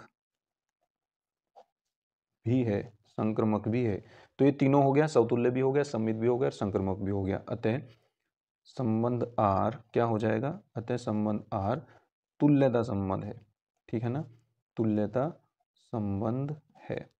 और ये बात हो गई प्रूव। ठीक है ना बच्चों, उम्मीद करता हूँ आपकी समझ में आ गया होगा। तो चलिए चलते हैं नेक्स्ट क्वेश्चन पर। नेक्स्ट क्वेश्चन क्या कहता है, देखिए ख क्वेश्चन ये कह रहा है कि यदि a बराबर ये है, b बराबर ये है, तो आपको x फाइंड करना है। तो बच्चों बहुत आसान क्वेश्चन है ये, और इसमें क्या करना है, बस देखिए ये है 2a plus 3x equals to 5b। हम क्या करेंगे, यहाँ से ये हो जाएगा 3x equals to 5b minus 2a। ठीक है ना, तो ये आ जाएगा 3x इक्वल्स टू 5 इंटू, आप यहाँ पे b रख दीजिए। b कौन सी मैट्रिक्स है, ये रही 2 4 माइनस 5 माइनस 2 2 और 1, ये रख दी, माइनस 2 इंटू ये आ जाएगा a क्या है आपके पास 8 4 3 0 माइनस 2 और 6। ठीक है ना, अब देखिए यहाँ से इसकी मल्टीप्लाई इसमें कर लेते हैं। हर एलिमेंट में इसकी मल्टीप्लाई होगी 5 की। ठीक है ना, तो ये हो जाएगा 5 दूनी 10, ये हो जाएगा माइनस 10, 5 चौक 20, ये हो जाएगा 10, और ये हो जाएगा 25, ये हो जाएगा 5। ठीक है ना, अब इसमें से ये माइनस होगा, 8 दूनी 16, 0 4 दूनी 8 माइनस 2 दूनी 4, इस 2 की भी हर एलिमेंट में गुना हो जाएगी, 3 दूनी 6 और 6 दूनी 12। ठीक है ना, अब इसमें से ये माइनस करेंगे, ये क्या हो जाएगा, देखिए पहले एलिमेंट में से पहला एलिमेंट घटेगा, 10 में से 16 गए माइनस 6, दूसरे एलिमेंट में से दूसरा एलिमेंट घटेगा तो माइनस के 10 जू का 2 आएगा, 20 में से 8 गए, कितने बचे 12, 10 में से 4 यानी माइनस माइनस प्लस हो जाएगा, 10 और 4 हो जाएंगे 14, और माइनस 25 माइनस के 6, माइनस 25 माइनस के 6 हो जाएंगे माइनस के 31, और 5 माइनस के 12 ये हो जाएगा आपका 5 माइनस के 12 हो जाएगा आपका माइनस के 7। ठीक है ना, माइनस के 7, और ये आ जाएगा आपका ये, और इधर था आपका 3x, और ये 3 जो है इधर डिवाइड में चला जाएगा तो x इक्वल्स टू आ जाएगा 1/3, और यही हो जाएगा बच्चों आपका आंसर। ठीक है ना बच्चों, चलते हैं नेक्स्ट क्वेश्चन पर। देखिए बच्चों चलते हैं घ क्वेश्चन पर। घ क्वेश्चन क्या कह रहा है, यदि y बराबर e की power a cos inverse x है तो सिद्ध कीजिए ये। ठीक है ना, बहुत आसान क्वेश्चन है बच्चों। देखिए सबसे पहले हम क्या करते हैं, dw/2x कर लेते हैं। ठीक है ना, ये हो जाएगा आपका dy/dx इक्वल्स टू, इसका अवकलन करेंगे तो क्या आ जाएगा, e की power a cos inverse x, यानी e की पावर x का e की पावर x। अब इस x का दोबारा करेंगे जिसको हमने x मान रखा है, तो a कोस इनवर्स x का जब दोबारा करेंगे तो a तो कांस्टेंट है, a बाहर आ जाएगा, कोस इनवर्स x का हो जाएगा माइनस के 1/√1 माइनस एक्स स्क्वायर। ठीक है ना बच्चों, नीचे वाले की मल्टीप्लाई इधर कर दो, क्या आ जाएगा 1 minus x square into dy/dx equals to आ जाएगा माइनस a इंटू ई की power a cos inverse x। ठीक है, अब देखिए यहाँ पे दोबारा फिर डिफ्रेंशिएशन करेंगे हम इसका dw/2x अगेन। ठीक है ना, तो ये क्या हो जाएगा, इसमें प्रोडक्ट वाला फॉर्मूला लगेगा, मल्टीपल वाला। ठीक है ना, इनटू वाला। तो पहला फंक्शन जो का तू √1 माइनस एक्स स्क्वायर, दूसरे का डिफ्रेंशिएशन d2y/dx स्क्वायर प्लस दूसरा जो का तुम यानी dy बाई डी एक्स, पहले का डिफ्रेंशिएशन यानी under root one minus x square का क्या हो जाएगा 1/2√1 - x² इसका दोबारा करेंगे 1 का 0 एक्स स्क्वायर का माइनस के 2x इक्वल्स टू इसका दोबारा करेंगे इधर की साइड करेंगे राइट साइड में, तो यह जाएगा माइनस ए जू का तुम ई की पावर ए कोस इनवर्स एक्स का आ जाएगा ई की पावर ए कोस इनवर्स एक्स, ठीक है ना। ए कोस इनवर्स एक्स का दोबारा करेंगे तो ए कांस्टेंट है बाहर आ जाएगा, दोबारा ए पहले से बाहर है तो ए स्क्वायर हो गया अपॉन √1 माइनस एक्स स्क्वायर, और ये माइनस में आता है, माइनस में ये पहले से है तो ये प्लस हो जाएगा, ठीक है ना।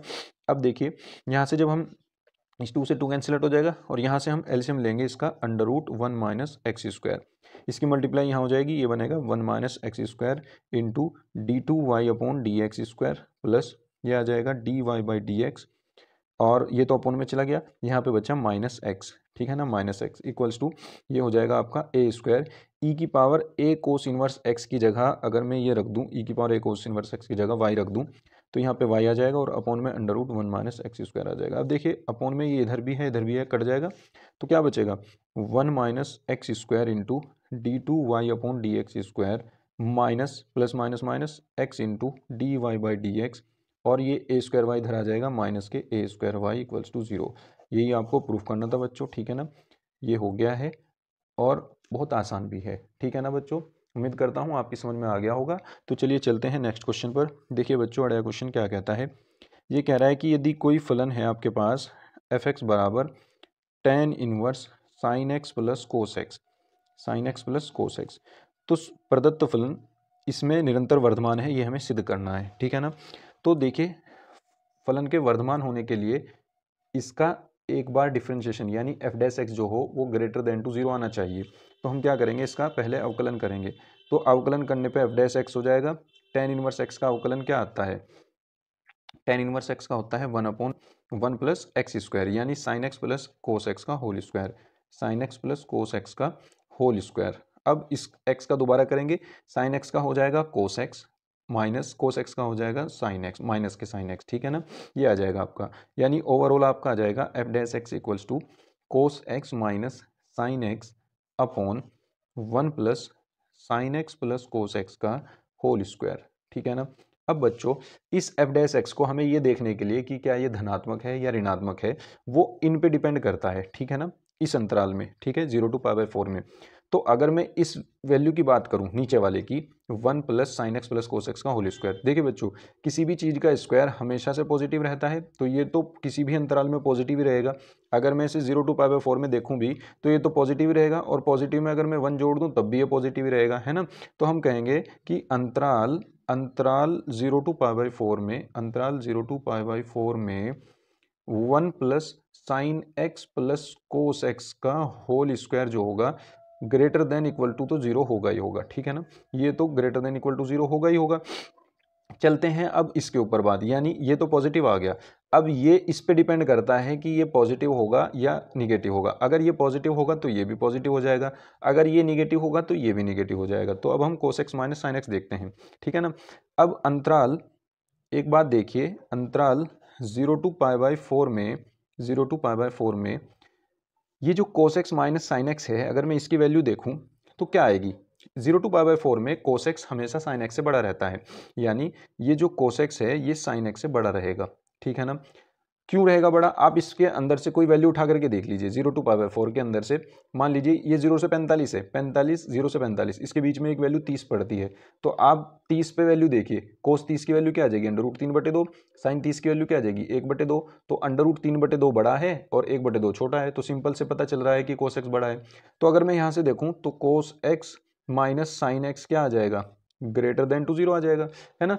तो ये भी पॉजिटिव आ रहा है, ये भी पॉजिटिव आ रहा है, अतः अंतराल, अतः हम क्या लिख देंगे, अंतराल 0 to π/4 में, 0 to π/4 में जो एफ डैश एक्स होगा वो ग्रेटर देन टू 0 हो जाएगा, ठीक है ना। इसलिए अंतराल 0 to π/4 में, 0 to π/4 में फलन यानी एफ एक्स क्या है, वर्धमान है, ठीक है ना, वर्धमान है, और यही हमें प्रूफ करना था, ठीक है ना बच्चों। उम्मीद करता हूँ आपकी समझ में आ गया होगा। देखिए बच्चों 6 का क्या क्वेश्चन क्या कहता है, छठे का क्या क्वेश्चन, ये कह रहा है कि समाकलन कीजिए under root x square minus a square d x, है ना, इसका मान ज्ञात करना है। तो सबसे पहले बच्चों आप इसको आई मान करके चलना, ठीक है ना, माना आई बराबर ये है, ठीक है ना। अब देखिए इसको हम क्या करेंगे, इसमें खंडक समाकलन लगाते हैं, ठीक है ना। इसको हम क्या करेंगे, इसको फर्स्ट फंक्शन मान लेते हैं और इसके इनटू में 1 ले लेते हैं और इसको हम सेकंड फंक्शन मान लेते हैं, ठीक है ना। बच्चों इसको हम दूसरे तरीके से भी कर सकते हैं, इसमें x बराबर ए सेक थीटा पुट करके, है ना, ए सेक थीटा पुट करके भी कर सकते हैं, लेकिन हम उस तरीके से नहीं करेंगे, हम खंड समाकलन से करेंगे डायरेक्ट, ठीक है ना। तो देखिए आई बराबर फर्स्ट फंक्शन इसमें ये हो जाएगा और सेकंड फंक्शन इसका ये हो जाएगा, ठीक है ना।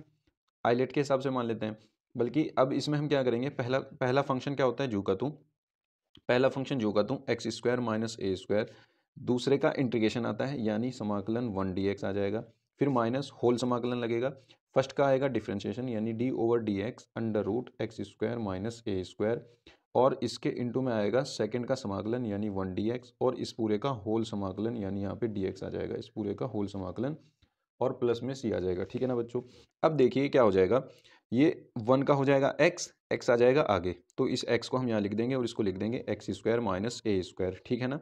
आई बराबर ये चल ही रहा है माइनस, अब जब हम इसका ये समाकलन जो का दूँ इसका डिफ्रेंशिएशन करेंगे तो ये क्या हो जाएगा, रूट एक्स की तरीके से करते हैं, रूट एक्स का क्या होता है 1/2 रूट एक्स, तो हम इसको लिख देंगे 1/2 root x square minus a square, क्योंकि एक्स की जगह ये पूरा है x square minus a square. अब इसका दोबारा करेंगे x square minus a square का क्या हो जाएगा 2x, ए स्क्वायर का हो जाएगा 0, तो ये 2x हो गया, और 1 का समाकलन करेंगे तो 1 का समाकलन हो जाएगा x, ठीक है ना, ये आ जाएगा dx प्लस सी, ठीक है। अब देखिए यहाँ से ये हो जाएगा x under root x square minus a square minus ये 2 से 2 कैंसिल आउट हो जाएगा, क्या हो जाएगा आपके पास x into x square upon under root x square minus a square d x plus c, ठीक है ना, आपके पास ये हो गया।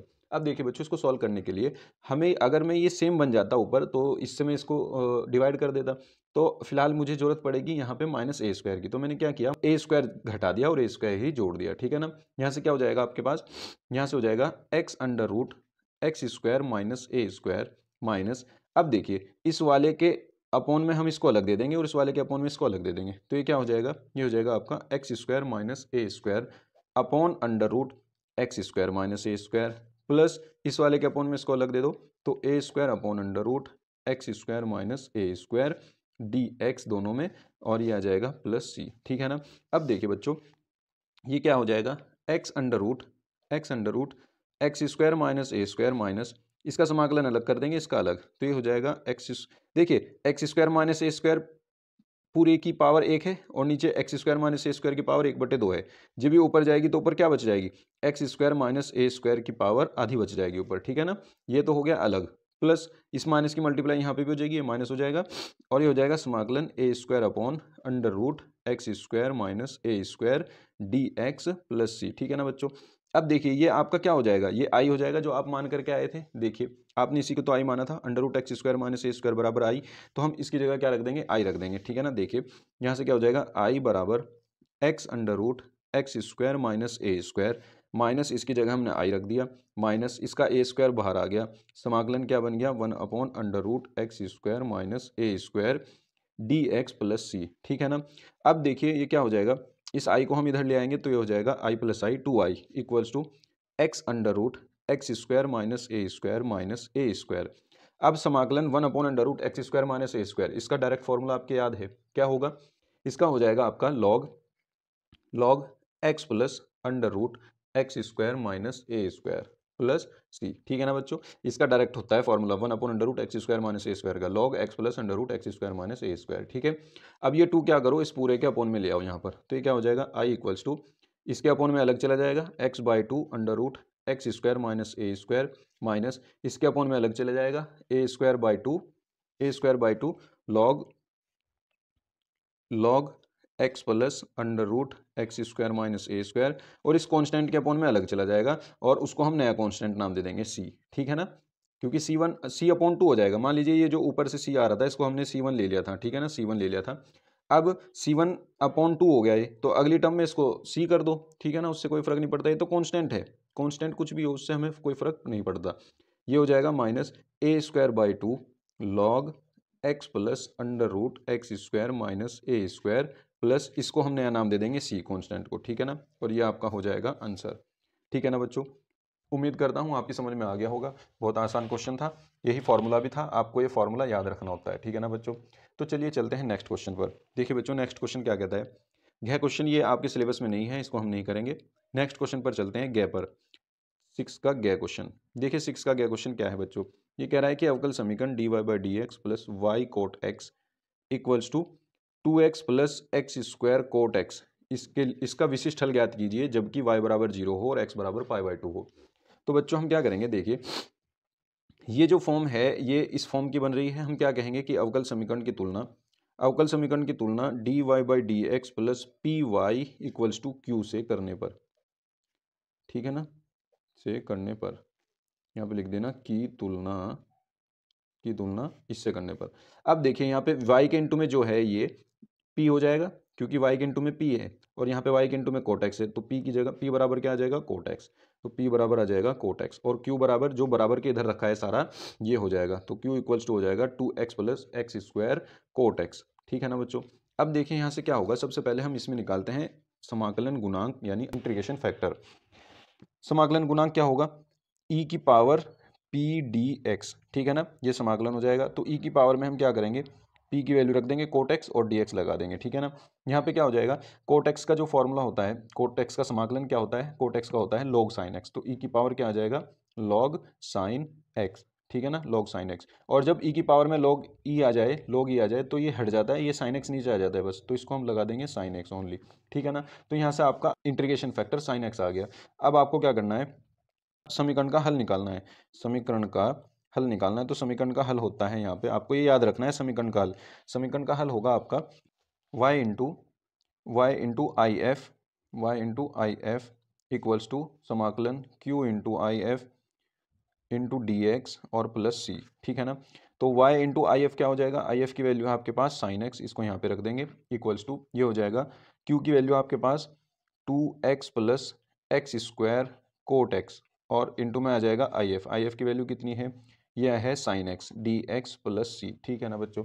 अब देखिए आगे क्या होगा, जब हम इसकी मल्टीप्लाई इसमें करेंगे तो ये हो जाएगा समाकलन 2x साइन एक्स, है ना, जब इसकी मल्टीप्लाई इसमें करी तो 2x साइन एक्स आ गया, dx इसका समाकलन अलग कर देते हैं, प्लस जब इसकी मल्टीप्लाई इसमें करेंगे तो ये हो जाएगा समाकलन एक्स स्क्वायर कोट एक्स को क्या लिख सकते हैं हम, कोस अपॉन साइन एक्स, और इंटू में ये साइन एक्स आ जाएगा, साइन एक्स से साइन एक्स कट जाएगा तो x square cos x d x आ जाएगा प्लस सी, ठीक है। अब देखिए बच्चों बहुत आसान क्वेश्चन है ये। अब इसमें जब आप करोगे समाकलन, इसको एज इट इज रहने दो, 2x साइन एक्स को dx को, इसको जू का तू रहने दो, प्लस इसका समाकलन करते हैं, है ना, इसमें एक को फर्स्ट और एक को सेकंड मान लेते हैं, ठीक है ना। अब देखिए यहाँ पे जब मैं इसको फर्स्ट मान करके करूंगा तो first function as it is x square cos x का समाकलन साइन एक्स आ जाएगा प्लस में ही, अब माइनस लगेगा फॉर्मूले का, ठीक है ना, माइनस फॉर्मूले का, और होल इंटीग्रेशन, पहले का डिफरेंशिएशन आता है यानी 2x आ जाएगा, दूसरे का समाकलन आता है यानी साइन एक्स आ जाएगा, और dx आ जाएगा प्लस c आ जाएगा। अब देखिए बच्चों ये माइनस के 2x साइन एक्स है, ये प्लस के 2x साइन एक्स है, तो इससे ये पूरा पूरा कैंसिल आउट हो गया, है ना। तो आपके पास क्या बच जाएगा, ये y साइन एक्स बराबर, तो आपके पास ये बच जाएगा y साइन एक्स बराबर x square sine x plus c, ठीक है ना। तो देखिए बच्चों ये हो जाएगा आपका y साइन एक्स बराबर x square sine x plus c हो जाएगा, ठीक है ना। अब इसको 1 बना लीजिए। अभी उसने क्या कहा था, उसने कहा था कि इसका विशिष्ट हल ज्ञात कीजिए जब y बराबर 0 हो और यदि x बराबर पाई बाई 2। अब हम यहाँ पे लिखेंगे यदि x बराबर पाई बाई 2 जबकि y बराबर 0 हो, तो इसमें वैल्यू रख दीजिए, y बराबर 0 की वैल्यू रख दी हमने यहाँ पे, तो ये सारा 0 हो जाएगा इधर, और यहाँ पे x की वैल्यू हम पाई बाई 2 रखेंगे तो ये हो जाएगा pi square by 4 sine x यानी साइन पाई बाई 2 रख देंगे, और प्लस में आ जाएगा c, साइन पाई बाई 2 की वैल्यू 1, तो यहाँ से c की वैल्यू क्या आ जाएगी, ये इधर चला जाएगा, तो c की वैल्यू आ जाएगी माइनस के पाई स्क्वायर बाई 4, ठीक है ना। अब ये c की वैल्यू उठा करके वापस इसमें पुट कर दीजिए, तो यहाँ से क्या आ जाएगा, यहाँ से आपके पास आ जाएगा अतः समीकरण का विशिष्ट हल, यहाँ पे लिख देना अतः समीकरण का विशिष्ट हल, तो ये हो जाएगा आपका y साइन एक्स बराबर x square sine x minus pi square by 4, ठीक है ना बच्चों, ये आपका विशिष्ट हल हो जाएगा। बहुत आसान क्वेश्चन है, उम्मीद करता हूँ आपकी समझ में आ गया होगा। तो बच्चों चलते हैं नेक्स्ट क्वेश्चन की तरफ। देखिए घ क्वेश्चन 6 का घ क्वेश्चन, देखिए बच्चों ये जो इसने दे रखा है आर वेक्टर बराबर, ये सेम क्वेश्चन आपका कहाँ पे है, सेम क्वेश्चन आपका 324 AY कोड में 6 का ख क्वेश्चन है ना। जो हमने 324 AY का सॉल्यूशन करा रखा है उसमें ये छठे क्वेश्चन का ख पार्ट है, ठीक है ना। बिल्कुल सेम क्वेश्चन है, आप इसको वहाँ से कर लीजिएगा, ठीक है ना। उसकी लिंक मैं डिस्क्रिप्शन में दे दूंगा, आप वहाँ से कर लीजिएगा। तो चलते हैं नेक्स्ट क्वेश्चन पर। छठे का अड़े क्वेश्चन देखिए, कहता है कि z बराबर है आपके पास 50x + 70y और यहाँ पे इसने असमीकाएँ दे रखी हैं 2x + y is greater than equal to 8, x + 2y is greater than equal to 10 और x greater than equal to 0, y greater than equal to 0। अब देखिए ये फर्स्ट मान लेते हैं, इसको सेकंड मान लेते हैं और इनको भी चलो मान लेते हैं थर्ड है। अब देखिए ये जो इसने दिया है x greater than equal to 0, y greater than equal to 0, इसका मतलब जो हम अपना हल लेंगे यानी शेड करेंगे वो सिर्फ फर्स्ट क्वाड्रेंट में करेंगे, ठीक है ना।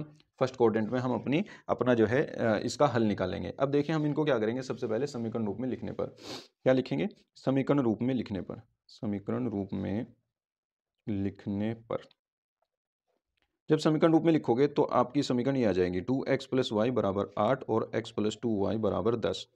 इसको आप बना लेना चौथी इक्वेशन और इसको बना लेना आप फिफ्थ इक्वेशन यानी 5 इक्वेशन, ठीक है ना। अब आप इन दोनों इक्वेशन को अलग अलग लेकर के चलना। जैसे समीकरण 4 से आप समीकरण 4 से लेकर के चलोगे, आप इसमें एक बार x बराबर 0 रखना, y की वैल्यू निकालना, एक पॉइंट बन जाएगा। फिर y की वैल्यू 0 रखना, x की वैल्यू निकालना, दूसरा पॉइंट बन जाएगा। फिर उसके बाद ये टेबल बनाना, ठीक है ना।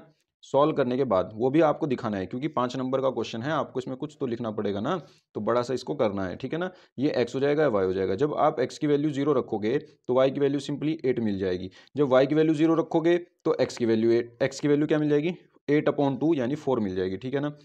अब बच्चों जरूरी नहीं है कि आप ये 0 ही रखो, आप x की वैल्यू कुछ भी रख सकते हो और y की वैल्यू निकाल सकते हो। 2-3 पॉइंट ऐसे निकाल लो और फिर उनको मिलाते हुए लाइन खींच जाएगी, ठीक है ना। हाँ, मेरा तरीका यही है, मैं इसमें एक बार 0 रखता हूँ, y की वैल्यू निकाल लेता हूँ, y की 0 रखता हूँ, x की वैल्यू निकाल लेता हूँ। जो ये 2 पॉइंट मिले, एक पॉइंट तो मेरे पास ये है, इसको मैं a नाम दे देता हूँ 0,8। एक पॉइंट मेरे पास ये है 4,0। अब मैं ग्राफ में इन दोनों पॉइंट को मिला दूंगा और ये लाइन मेरी ड्रॉ हो जाएगी, ठीक है ना।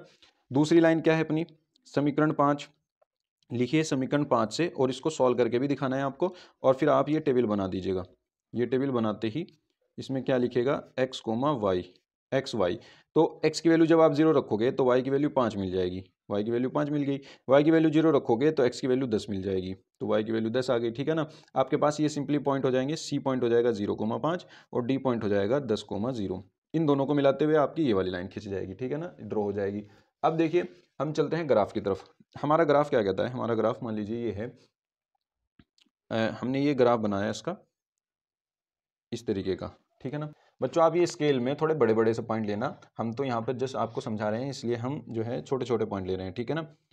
अब देखिए यहाँ पे क्या होगा, अगर मैं ये पॉइंट ढूंढता हूँ A0, ये जो 0,8 है ये कहाँ बैठेगा, x की वैल्यू 0 तो इस पर मिलती है, तो 0,8 ये बैठेगा यहाँ पे, 3, 3, 6 और 2, 8, ठीक है ना। ये तो मिल गया आपका A पॉइंट। B पॉइंट कहाँ है, 4, 0, 1, 2, 3, 4, ये आपका B पॉइंट है 4,0, ठीक है ना। इन दोनों को मिला दीजिएगा। देखिए बच्चों इन दोनों को हम कैसे मिलाएंगे, स्केल से इन दोनों को हम ऐसे करके यहाँ से यहाँ मिला देंगे, तो आपकी ये वाली लाइन ड्रॉ हो जाएगी। कौन सी लाइन है, चौथी लाइन, यानी 2x + y बराबर 8, ठीक है ना। अब दूसरी लाइन ड्रॉ करेंगे, पांचवी लाइन, ये क्या है, x + 2y बराबर 10। इसके पॉइंट क्या है, 0, 5 और 10, 0, 0, 5 और 10, 0, 0, 5 कहाँ पे है, सी ए, देखना 1, 2, 3, 4, 5, ये 0, 5 है आपका यहाँ पर। और 10,0 कहाँ है आपका, ये 10,0 है पूरा यहाँ पे, 4 और 4, 8 और 2, 10, ये है 10 यहाँ पर।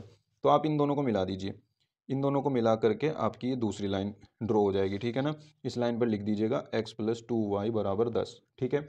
अब देखिए यहाँ पे आपको एक क्रॉस पॉइंट मिला, ये वाला, ये कहलाता है प्रतिच्छेद बिंदु। ये प्रतिच्छेद बिंदु है। अभी ये प्रतिच्छेद बिंदु कैसे निकलता है, चलो वो बाद की बात है, प्रतिच्छेद बिंदु ये हमारे रीजन में है या नहीं है, पहले हमें ये देखना है हम ड्रॉ कहाँ करेंगे, ठीक है ना। अब देखिए सबसे पहले मूल बिंदु पर चलिए, क्या लिखिए, मूल बिंदु पर, मूल बिंदु पर। अब मूल बिंदु होते हैं 0, 0, है ना, 0, 0 पर। जो इसने इक्वेशन दी थी, इन इक्वेशन, इनमें आप x की वैल्यू 0, y की वैल्यू 0 रख के देखिए क्या ये सही आएगी। अगर मैं यहाँ 0 रखता हूँ, x की वैल्यू 0 प्लस y की वैल्यू 0, तो 0 + 0 0 हो जाएगा, 0 ग्रेटर दैन इक्वल टू 8 आ जाएगा। तो क्या ये बात सही है, नहीं, ये बात असत्य है। अगर ये बात असत्य आती है तो इस लाइन से ओरिजिन के अपोजिट साइड, ये लाइन कौन सी है, ये लाइन जो थी हमारी पहले वाली ये थी, है ना, ये वाली लाइन 2x + y, बराबर 8। तो इसके ओरिजिन से अपोजिट साइड यानी इसके ऊपर की साइड, इधर की साइड हम क्या करेंगे, ड्रॉ करेंगे, ठीक है ना, शेड करेंगे। अब दूसरी लाइन देखते हैं, ये वाली दूसरी लाइन में अगर मैं 0 0 रखता हूं, ये आ जाएगा 0 > 10। ये भी असत्य है। अगर ये भी असत्य आ रही है तो इसके भी अपोजिट साइड यानी इसके भी ओरिजिन के अपोजिट, ओरिजिन ये है, ये मूल बिंदु के दूसरी साइड। तो ये लाइन है, ये तो मूल बिंदु की तरफ है, ये मूल बिंदु की दूसरी साइड है। तो गलत आई है, असत्य आई है, इसलिए मूल बिंदु की दूसरी साइड करेंगे। अगर ये सत्य आती तो मूल बिंदु की तरफ करते, नीचे की तरफ। अभी इसके भी ऊपर होगा, यानी अब ऐसा रीजन हमें ढूंढना है जो प्रथम चतुर्थांश में हो और इन दोनों लाइन से ऊपर हो। तो देखिए ये जो ये वाला रीजन है, ये वाला जो रीजन हो जाएगा, ये वाला आपका शेड, ये आपका हल क्षेत्र है, ठीक है ना। जो हल आएगा आपका वो यहाँ पे आएगा इस रीजन में, ठीक है ना। तो आपको इसमें पॉइंट कौन कौन से मिल रहे हैं, कॉर्नर पॉइंट एक ये मिलेगा, बस एक ही मिलेगा, एक ही मिलेगा, बाकी तो इसमें बहुत सारा खुला है ये, ठीक है ना। तो आपको इन 3 पॉइंट पे बस इसका अधिकतम मान चेक करना है, जो भी इसने कहा है न्यूनतम मान चेक करना है, ठीक है ना। तो अब हम क्या करेंगे, एक टेबल बना लेंगे और टेबल में हम क्या करेंगे, इनको चेक कर लेंगे, ठीक है ना। देखिए ये टेबल कुछ ऐसी बना लो और इसमें लिख लो आप यहाँ पे शीर्ष बिंदु, ठीक है ना, शीर्ष बिंदु। और यहाँ पे लिख लो जेड क्या है, 50x + 70y, ठीक है ना। अब देखिए यहाँ क्या होगा, सबसे पहले आप ये देखिए, ये वाला पॉइंट आपके पास क्या था, ये वाला पॉइंट था आपके पास 10,0, ठीक है ना। ये वाला पॉइंट आपके पास क्या था, ये था आपके पास 0,8 ए पॉइंट। और ये वाला पॉइंट क्या था आपके पास, ये तो हमने निकाला ही नहीं, ये प्रतिच्छेद बिंदु है। जब आप इसकी समीकरण को और इसकी समीकरण को हल कर लेंगे, प्रतिस्थापन विधि से कर लो चाहे विलोपन विधि से कर लो, ठीक है ना, किसी भी विधि से हल कर लो, एक्स और वाई के मान निकाल लो, जो भी एक्स वाई के मान आएंगे वो यहाँ आ जाएंगे, ठीक है ना। हमने इनको सॉल्व कर रखा है, ये मान जो है आपके 2,4 हैं, ठीक है ना, ये क्या है 2,4। तो बस आपको इन 3 पॉइंटों पे मान चेक करना है। पहला 10,0, दूसरा 2,4, तीसरा 0,8। आगे पीछे हो सकते हैं, कोई दिक्कत नहीं है। अब इसमें x की वैल्यू आप यहाँ रखोगे, 10 पंजे 500, ये 500 हो जाएगा, ये तो 0 हो जाएगा, ठीक है ना। अब जब इसमें यहाँ रखोगे 50 दूनी 100 और 7 चौक 28, 280, 380 आ जाएगा ये।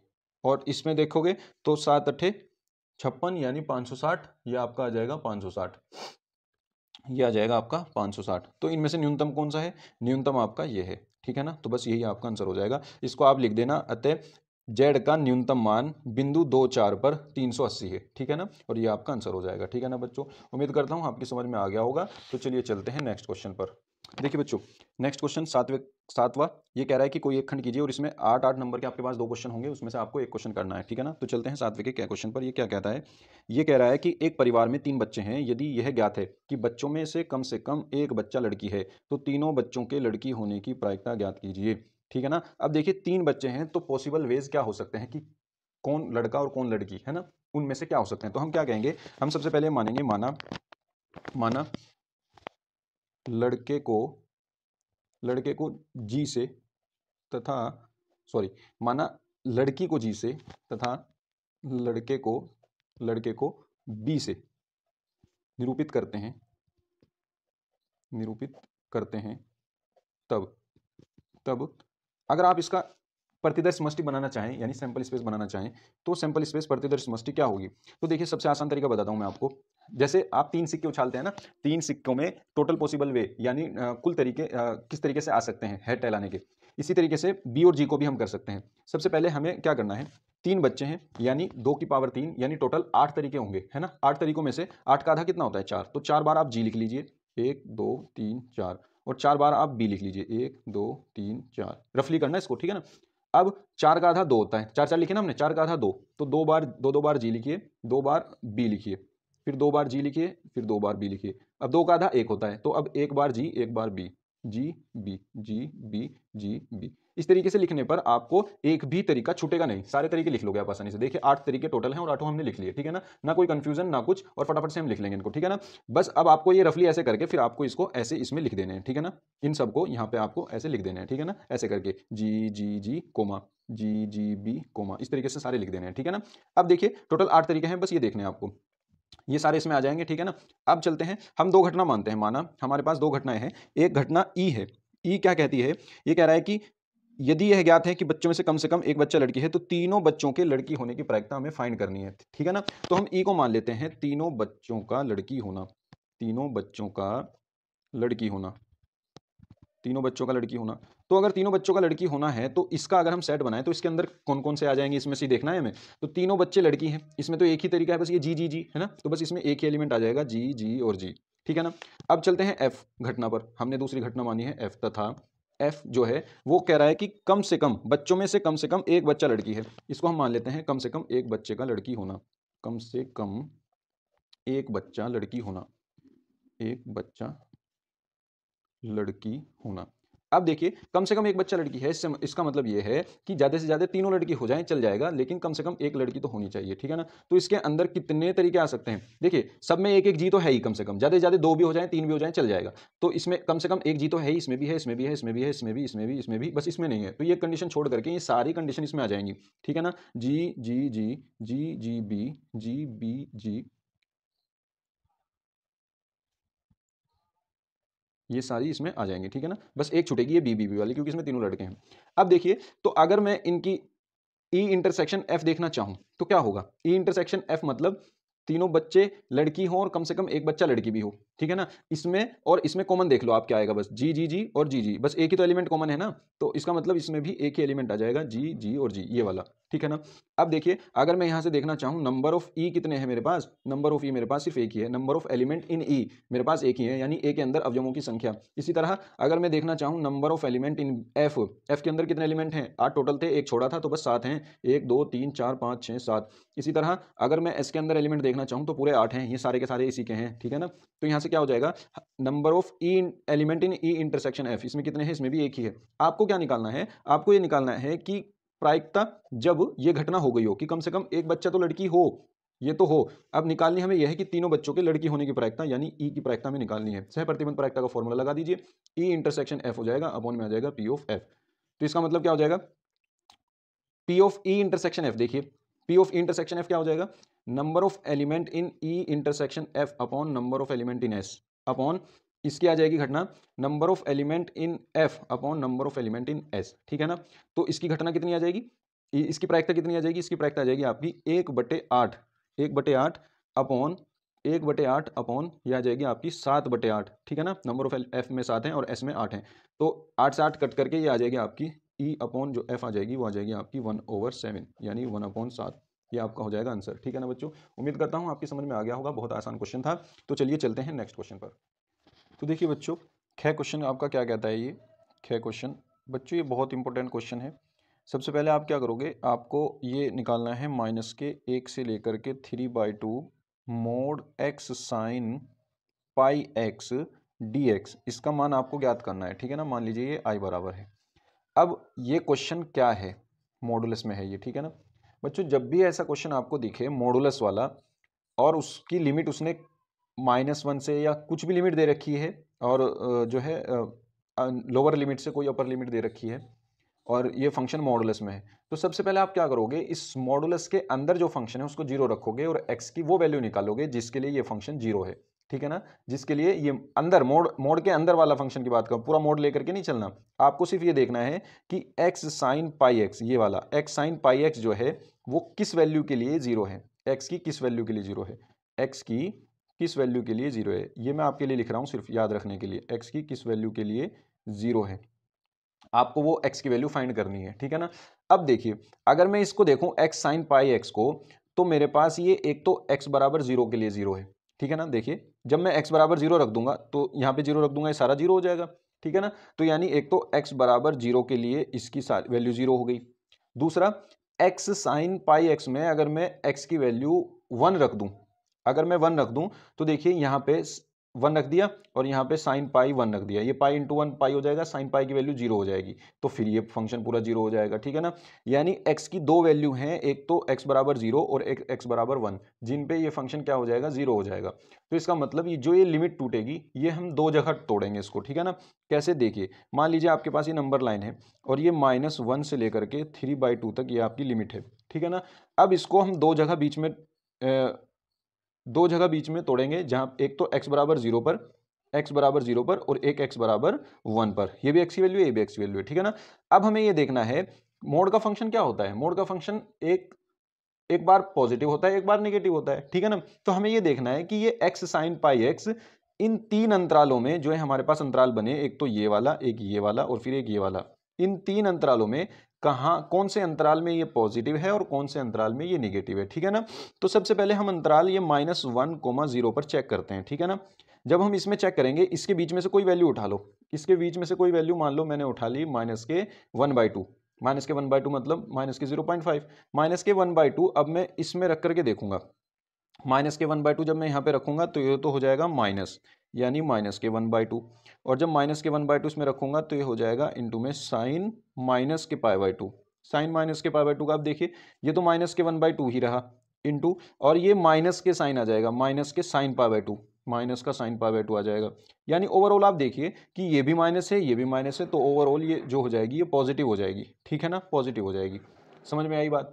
अब देखिए दूसरे इंटरवल की बात चलती है, यहाँ पे 0, 1 में। अब 0, 1 में से हम कोई एक वैल्यू उठाएंगे, 0, 1 के बीच में से मान ली मैंने 1/2 उठा ली।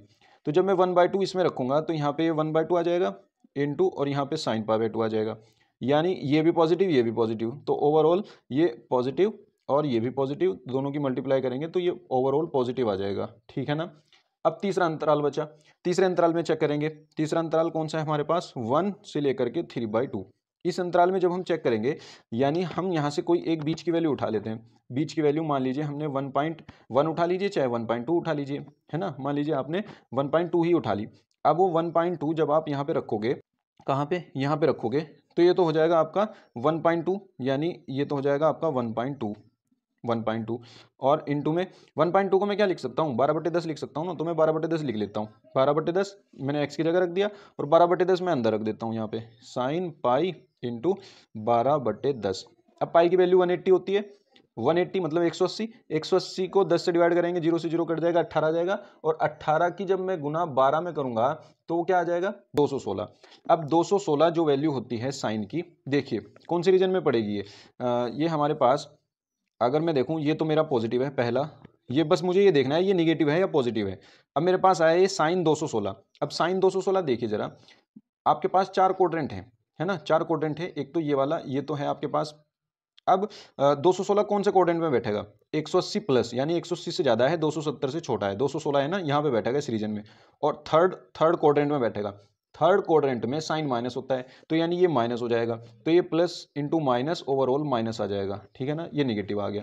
तो इसका मतलब आपके पास ये जो लाइन नंबर लाइन है, इसमें हमारा फंक्शन यहाँ पे पॉजिटिव है, यहाँ पे पॉजिटिव है, यहाँ पे निगेटिव है। तो अगर इन दोनों में पॉजिटिव है तो बस हम यहाँ इसको तोड़ेंगे नहीं, अब हम सीधी लिमिट -1 से 1 लेंगे, फिर 1 से 3/2 ले लेंगे, ठीक है ना। तो ये फंक्शन जो हो जाएगा ये आपका ऐसा हो जाएगा, -1 to 3/2 mode x sine pi x जो है, साइन पाई x dx, यह आपका ऐसा बन जाएगा कि लिमिट -1 से 1 में, तो ये पॉजिटिव बन गया, पॉजिटिव है ना, लिमिट -1 से 1 तक ये पॉजिटिव है पूरा फंक्शन, तो आप इसको पॉजिटिव ले लेंगे, x sine pi x mode हट गया, पॉजिटिव आ गया dx, और प्लस 1 से लेकर के 3/2, इस 1 से लेकर के 3/2 तक ये निगेटिव है, तो अब इसको आप निगेटिव ले लेंगे, x sine pi x dx, ठीक है ना बच्चों। बस अब आपको इसको सॉल्व करना है और आपका आंसर आ जाएगा, ठीक है ना। चलिए चलते हैं इसको सॉल्व करेंगे। देखिए बच्चों अब ये क्या हो जाएगा, अब हम इसको सॉल्व करेंगे। ये जो होगा -1 से 1 x साइन पाई x, इसको हम फर्स्ट मान लेते हैं और इसको सेकंड मान लेते हैं, ठीक है ना, फर्स्ट फंक्शन और सेकंड फंक्शन। अब इसमें हम खंडक समाकलन लगाएंगे तो क्या हो जाएगा, पहला फंक्शन जो का तू, दूसरे का जब हम समाकलन करेंगे तो साइन पाई x का आ जाएगा माइनस में कोस पाई x, और इसके अपॉन में आ जाएगा पाई, ठीक है ना, ये आ जाएगा। और लिमिट क्या है, -1 से 1 है, तो हम इसकी लिमिट दे देंगे -1 से 1, माइनस लगाएंगे, होल समाकलन लगाएंगे, लिमिट -1 से 1 ही रहेगी। x का हो जाएगा 1, अवकलन करेंगे, और साइन पाई x का दोबारा समाकलन करेंगे तो ये हो जाएगा कोस पाई x अपॉन पाई, और ये भी माइनस में आएगा तो ये हो जाएगा प्लस dx, ठीक है ना। अब प्लस इसका दोबारा ऐसे ही करो, सेम इसी तरीके से, ये लिमिट इसकी भी ऐसे ही आ जाएगी, सेम है x साइन पाई x, ये माइनस हम क्या करेंगे बाहर ले आएंगे, प्लस माइनस ये माइनस हो जाएगा, ठीक है ना। अब देखिए same x sine pi x है, ये भी x साइन पाई x था, तो ये अंदर वाली चीज़ तो सेम ही रहेगी, तो ये आ जाएगा x माइनस कोस पाई x अपॉन पाई, बस लिमिट चेंज होगी, लिमिट इसकी 1 to 3/2 हो जाएगी, तो 1 to 3/2 हमने इसकी लिमिट रख दी, ठीक है ना। अब जो माइनस बीच में आना था, क्योंकि बाहर भी माइनस है, तो वो माइनस माइनस प्लस हो जाएगा, फिर समाकलन आएगा, है ना। समाकलन में फिर 1 से लेकर के 3/2 लिमिट होगी, और जो फंक्शन इसका अंदर था वो इसमें आ जाएगा। आप इसको करोगे तो सेम आ जाएगा ऐसे ही, कोस पाई x अपॉन पाई और dx, ठीक है ना। अब देखिए इसको हम सॉल्व करेंगे, ये क्या हो जाएगा, -1 से 1 है, जब हम इसमें लिमिट रखेंगे तो क्या होगा, देखिए पहले हम 1 रखते हैं, पहले ये माइनस है, इस माइनस को हम बाहर ले लेते हैं बाहर, अब ये माइनस चला गया बाहर, हम रखते हैं 1, जब इसमें हम 1 रखेंगे ये 1 हो जाएगा और ये हो जाएगा कोस पाई, ये अब 1/पाई भी बाहर ले लें क्या, चलो माइनस के 1/पाई हमने बाहर ले लिया। अब देखते हैं यहाँ क्या होगा, जब हम यहाँ 1 रखेंगे और ये हो जाएगा कोस पाई, क्योंकि यहाँ पे भी 1 रख दिया तो 1 इंटू कोस पाई आ जाएगा, कोस पाई की वैल्यू कितनी होती है, -1, तो ये ओवरऑल -1 हो गया, ठीक है ना। अब माइनस लगाएंगे फॉर्मूले वाला, क्योंकि पहली upper limit minus lower limit है ना, ऐसे करते हैं, तो माइनस लगाया, अब लोअर लिमिट पुट करो, -1 यहाँ पुट करेंगे, -1 यहाँ पुट करेंगे, तो ये कोस माइनस पाई हो जाएगा, कोस माइनस पाई भी -1 ही होगा, और -1 ये था, तो माइनस माइनस प्लस वो हो गया, तो ये भी -1 ही आ जाएगा, ठीक है ना, ये क्या आ जाएगा आपका -1। अब चलते हैं आगे यहाँ पे प्लस, अब देखिए इसका जब हम समाकलन करेंगे तो ये हो जाएगा आपका कोस पाई एक्स, 1/पाई तो बाहर आ गया, कोस पाई एक्स का हो जाएगा साइन पाई एक्स, और पाई एक्स का दोबारा तो पाई अपॉन में, और लिमिट -1 to 1 माइनस, जब इसकी हम लिमिट रखेंगे तो देखिए ये आ जाएगा 3/2, यहाँ पे ये माइनस बाहर दे देते हैं, ये माइनस भी बाहर दे देते हैं, ये पाई भी बाहर दे देते हैं, तो माइनस माइनस प्लस हो जाएगा और 1/पाई चला जाएगा बाहर। अब यहाँ पे हम रखेंगे 3/2, 3/2 यहाँ पे रखेंगे, और कोस 3π/2 ये हो जाएगा, कोस 3π/2 की वैल्यू क्या होती है, 0, तो ये सारा 0 हो जाएगा, तो ये जो आ गया 0, फिर लोअर लिमिट के लिए पहले माइनस लगाएंगे, फिर लोअर लिमिट रखेंगे। अब यहाँ पे जब हम ये 1 रखेंगे, यहाँ पे 1 रखेंगे और यहाँ पे 1 रखेंगे, तो ये कोस पाई हो जाएगा, कोस पाई की वैल्यू -1 और ये 1, तो -1 और ये 1 माइनस ये, तो ये हो जाएगा +1, ठीक है ना। अब चलते हैं आगे, अब चलते हैं आगे, ये क्या हो जाएगा, इसका समाकलन करेंगे, ये हो जाएगा आपका कोस पाई एक्स अपॉन पाई, ये 1/पाई हम दे देते हैं बाहर, कोस पाई एक्स का हो जाएगा साइन पाई एक्स, और पाई एक्स का दोबारा करेंगे तो पाई आ जाएगा अपॉन में, और लिमिट आ जाएगी 1 से लेकर के 3/2, ठीक है ना। अब देखिए क्या हो जाएगा, जब इस माइनस, ये -1 -2 हो गया, -2 की -1 में करेंगे +2 आ जाएगा, यानी +2/पाई आ जाएगा, प्लस ये 1/पाई² हो गया, बल्कि अभी सॉरी इसमें अभी हम लिमिट पुट करेंगे, -1 से 1 लिमिट है, ये -1 से 1 लिमिट है, तो 1/पाई। अब देखिए जब हम इसमें यहाँ रखेंगे ये साइन पाई हो जाएगा, और साइन पाई की वैल्यू कितनी होती है, 0, तो ये 0 हो जाएगा, और जब हम इसमें -1 रखेंगे तो माइनस साइन पाई हो जाएगा, जब हम इसमें माइनस रखेंगे माइनस साइन पाई, तो फिर भी 0 आ जाएगा, क्योंकि साइन कितना भी पाई है वो 0 ही रहेगा, ठीक है ना।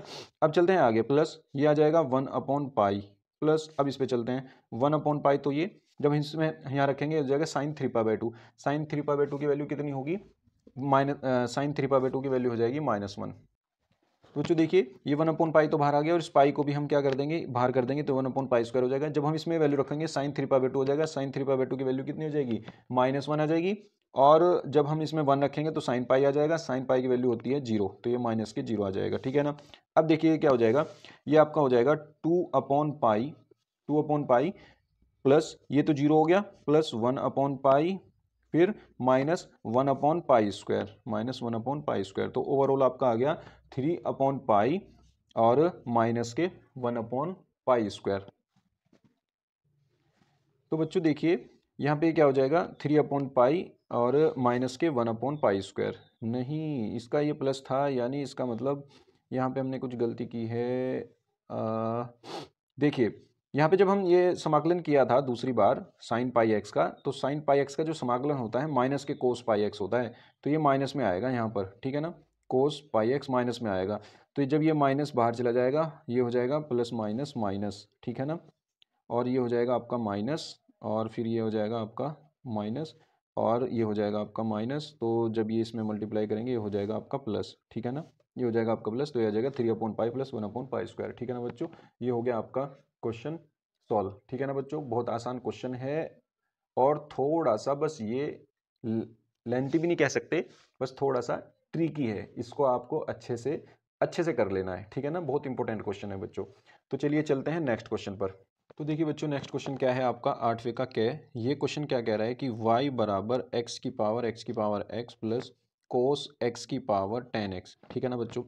इसमें क्या होता है देखिए, लोग लेकर के करना होता है, लेकिन हम डायरेक्ट लोग नहीं ले सकते, क्योंकि यहाँ पे दो टर्म है, डायरेक्ट लोग लेंगे तो लोग m+n का हमारे पास कोई फॉर्मूला नहीं होता, इसलिए हम क्या करेंगे अलग अलग टर्म में लोग लेंगे, पहले इनको अलग अलग टर्म मान लेंगे, तो इसको मानेंगे y बराबर u+v, हम इसको कह देंगे कि माना, ये हमने मान लिया, तो u बराबर, अब इसका डिफ्रेंशिएशन करेंगे dw r2x, तो ये हो जाएगा आपका dy/dx equals to d u upon d x plus d v upon d x, ठीक है ना। इसको बना लेंगे समीकरण नंबर 1। अब देखिए यहाँ से आपका u बराबर क्या हो जाएगा, u बराबर x की पावर x हो जाएगा और v बराबर कोस x की पावर tan x हो जाएगा, ठीक है ना बच्चों। अब देखिए बच्चों ये वाला जो पार्ट है u बराबर x की पावर x, ये हमने जो है कौन से पेपर में करा रखा है, 324 बी में, 324 बी में करा रखा है और ये वहाँ पे छठे का ख क्वेश्चन है, ठीक है ना। इसको आप वहाँ से कर लीजिए। और ये कोस एक्स की पावर 10x है, ये हमने कहाँ करा रखा है, 324 AY कोड नंबर पेपर में आपको 5वें का गे पार्ट ये मिल जाएगा, ठीक है ना। मैं इनकी लिंक डिस्क्रिप्शन में दे दूंगा, आप वहाँ से डायरेक्ट इनको देख लीजिएगा। और फिर वहाँ से करने के बाद जो ये d u upon d x आएगा, d u upon d x क्या आएगा आपके पास, ये d u upon d x आपके पास आ जाएगा x की पावर x इंटू एक्स की power x log x, x की पावर x लॉग x और 1 प्लस के लॉग x और प्लस के 1 अपॉन x लॉग x, ठीक है ना। ये आपके पास वहाँ से ये आ जाएगा। और जो d v upon d x होगा ये आ जाएगा आपके पास कोस x की power 10x into minus 10 square x, बल्कि सेक स्क्वायर एक्स पहले लिखा जाएगा, चलो 10x लिख लेते हैं, minus 10x 10 square x plus sec square x log cos x, ठीक है ना। ये आपके पास d u upon d x आ जाएगा, ये आपके पास d v upon d x आ जाएगा। वहाँ से इन पेपर से देख लीजिएगा आप, वहाँ हमने ये करा रखे हैं। और इन दोनों वैल्यू को उठा करके बस समीकरण 1 में रख दीजिएगा और आपका आंसर आ जाएगा, ठीक है ना। इन दोनों को जोड़ करके यहाँ रख दीजिएगा बस d u upon d x की ये वैल्यू यहाँ पे रख दी, d v upon d x की ये वैल्यू यहाँ पे रख दी और आपका d y by d x का आंसर आ जाएगा, ठीक है ना बच्चों।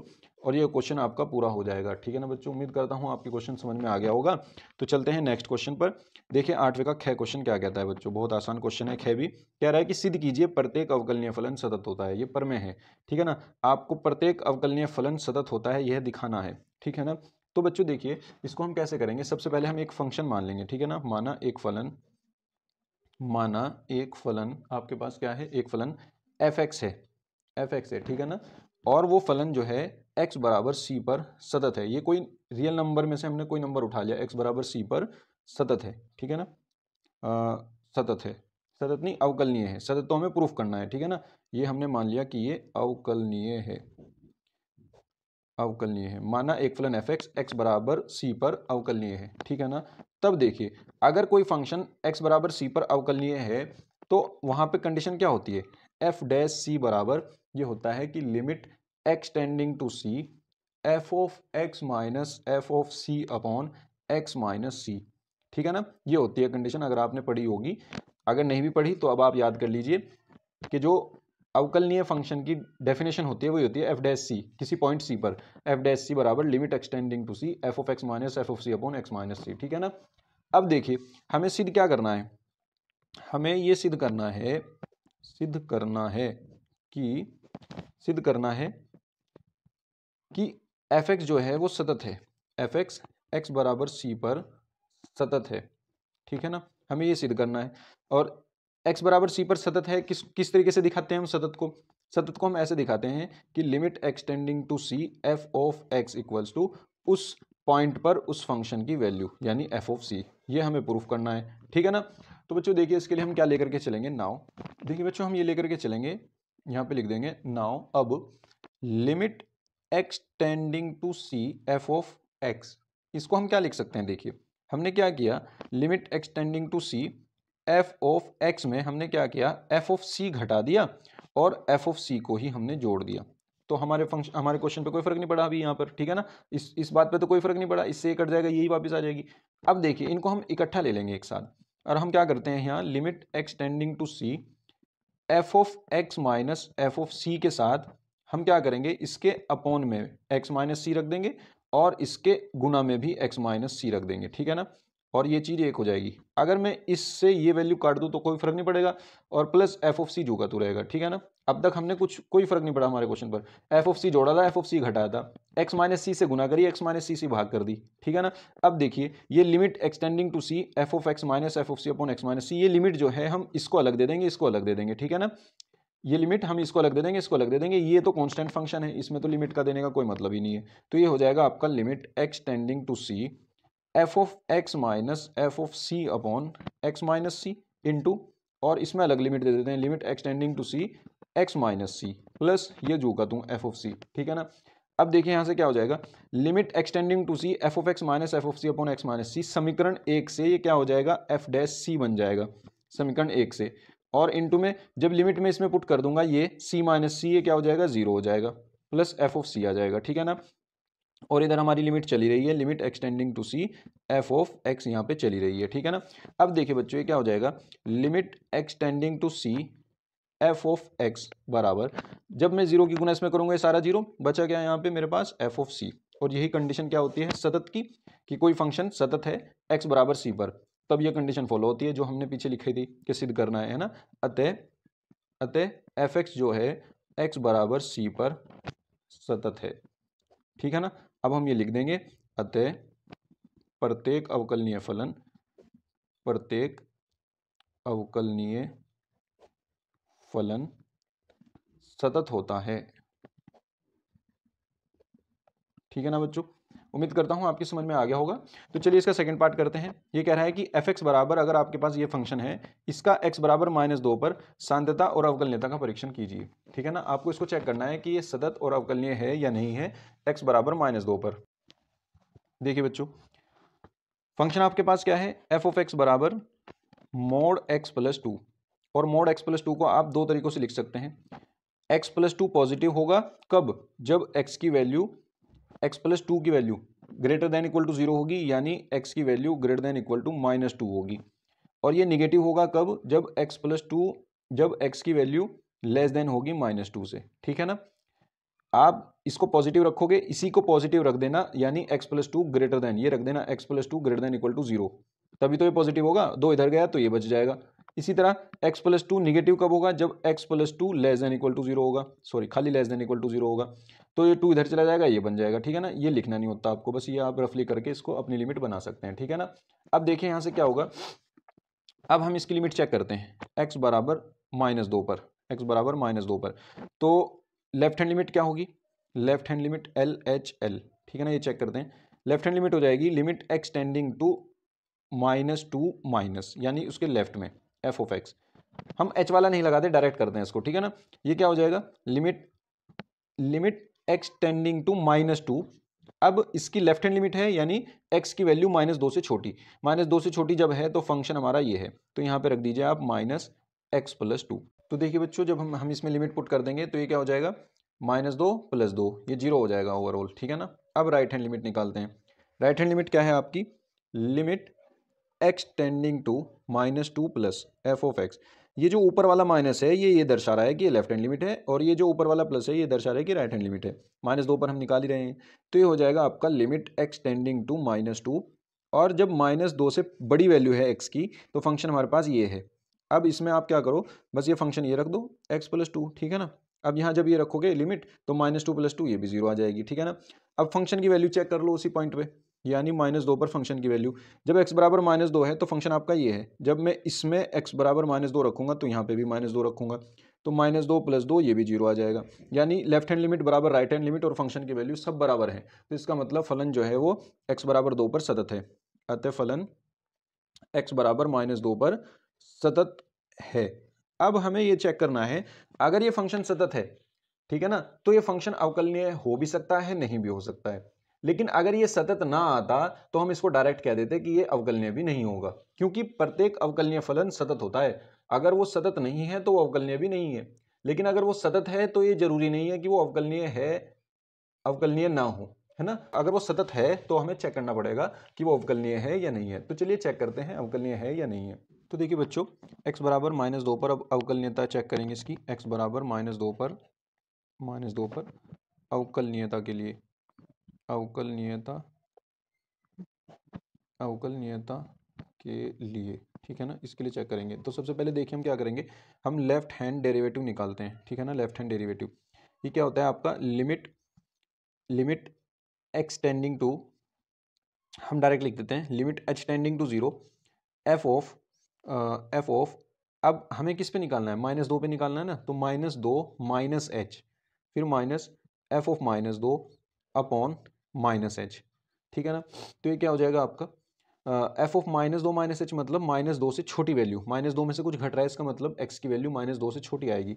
माइनस दो से छोटी कहाँ पे बैठेगी? इस वाले फंक्शन में। तो इस वाले फंक्शन में जहाँ जहाँ एक्स है वहाँ वहाँ आपको माइनस के दो माइनस एच ये रखना पड़ेगा बीच, ये वाला वैल्यू, ठीक है ना। तो हम क्या करेंगे, इसमें रख देते हैं यहाँ पे, ये आ जाएगा आपका सबसे पहले तो लिमिट लिखनी जरूरी है, तो आप क्या करोगे, इसमें लिमिट लिख देते हैं। चलो ये नीचे कर देता हूँ मैं। ये आ जाएगा आपका limit h tending to zero, limit h tending to zero, और ये हो जाएगा आपका माइनस टू माइनस एच, इस एक्स की जगह रखा मैंने ये, और प्लस टू लगाना है अभी, प्लस टू आ जाएगा, ठीक है ना। अब ये पूरा फंक्शन हुआ हमारा minus f of minus to, F of minus to की वैल्यू क्या निकाली थी हमने, पीछे निकाली थी जीरो, है ना। तो वो यहाँ पे रख दीजिए, चाहे अलग से निकाल लीजिए एफ ऑफ माइनस टू की वैल्यू। देखिए एक्स बराबर माइनस दो है, एक्स बराबर माइनस दो इसमें ही तो है, ये वाला फंक्शन है, तो एक्स बराबर माइनस दो रखूंगा तो माइनस दो प्लस दो ये जीरो हो जाएगा, तो यानी यहाँ पे वैल्यू जीरो आ जाएगी एफ ऑफ माइनस दो की, अपॉन में आ जाएगा माइनस एच। अब देखिए प्लस दो और माइनस दो ये खत्म, माइनस एच माइनस और माइनस प्लस एच हो जाएगा, ये plus h upon minus h आ जाएगा, यानी limit h tending to zero h upon minus h, h से एच कट गया तो ओवरऑल माइनस वन आ जाएगा, ठीक है ना। अब देखिए राइट हैंड डेरिवेटिव निकालते हैं, right hand derivative, right hand derivative आपका क्या कहता है, ये कह रहा है कि यदि limit h tending to zero f of minus two plus h minus f of minus two upon plus h, ठीक है ना। राइट हैंड डेरिवेटिव में प्लस होता है और लेफ्ट हैंड डेरिवेटिव में माइनस होता है। अब देखिए यहाँ से क्या होगा, लिमिट यहाँ पे बराबर लगा लीजिए, limit h tending to zero f of minus two plus h मतलब माइनस टू में हमने कुछ जोड़ा है, अगर माइनस टू में हमने कुछ जोड़ा है तो ये देखिए कि फंक्शन क्या होगा। अब देखिए जब माइनस दो में कुछ हमने जोड़ा था, यानी माइनस दो से बड़ी वैल्यू कुछ जोड़ेंगे तो बड़ी वैल्यू मिलेगी, तो माइनस दो से बड़ी वैल्यू एक्स की कहाँ है, यहाँ है, यानी फंक्शन ये वाला हो जाएगा, तो एफ एक्स की वैल्यू एक्स प्लस टू मिलेगी, है ना। तो अब इसमें जहाँ जहाँ आपके पास एक्स है वहाँ वहाँ माइनस टू प्लस एच रख दीजिए, तो ये हो जाएगा आपका minus two plus H, x की जगह रख दिया और प्लस टू आ गया ये वाला, ठीक है ना। Minus f of minus to की वैल्यू जीरो है, अपॉन में आ जाएगा एच, इस टू से माइनस टू कैंसिल आउट हो जाएगा, क्या बचेगा, limit h tending to zero, और ये हो जाएगा आपका h upon h, h upon h, ठीक है ना। और एच से एच कट गया तो ये आ जाएगा आपका वन। यहाँ पे देखिए लेफ्ट हैंड डेरिवेटिव आपका माइनस वन आ रहा है और राइट हैंड डेरिवेटिव वन आ रहा है, तो इसका मतलब left hand derivative not equals to right hand derivative. इसका मतलब जो फंक्शन है, फलन है एफ एक्स बराबर ये जो आपका था मोड एक्स प्लस टू, ये एक्स बराबर माइनस दो पर सतत है लेकिन अवकलनीय नहीं है, लेकिन अवकलनीय नहीं है, ठीक है ना बच्चों। ये क्वेश्चन इसी के साथ कंप्लीट होता है। तो चलिए चलते हैं नेक्स्ट क्वेश्चन पर। देखिए बच्चों नेक्स्ट क्वेश्चन क्या कहता है, नाइन्थ का क्या क्वेश्चन, ये कह रहा है कि कोई एक खंड कीजिए और इसमें दोनों क्वेश्चन 8-8 नंबर के हैं, बहुत आसान क्वेश्चन है दोनों, ठीक है ना बच्चों। नाइन्थ का क्या पार्ट देखिए, ये नाइन्थ का क्या पार्ट जो है आपका, ये कह रहा है कि ए बराबर आपका ये मैट्रिक्स है 1 3 3 1 4 3 1 3 4।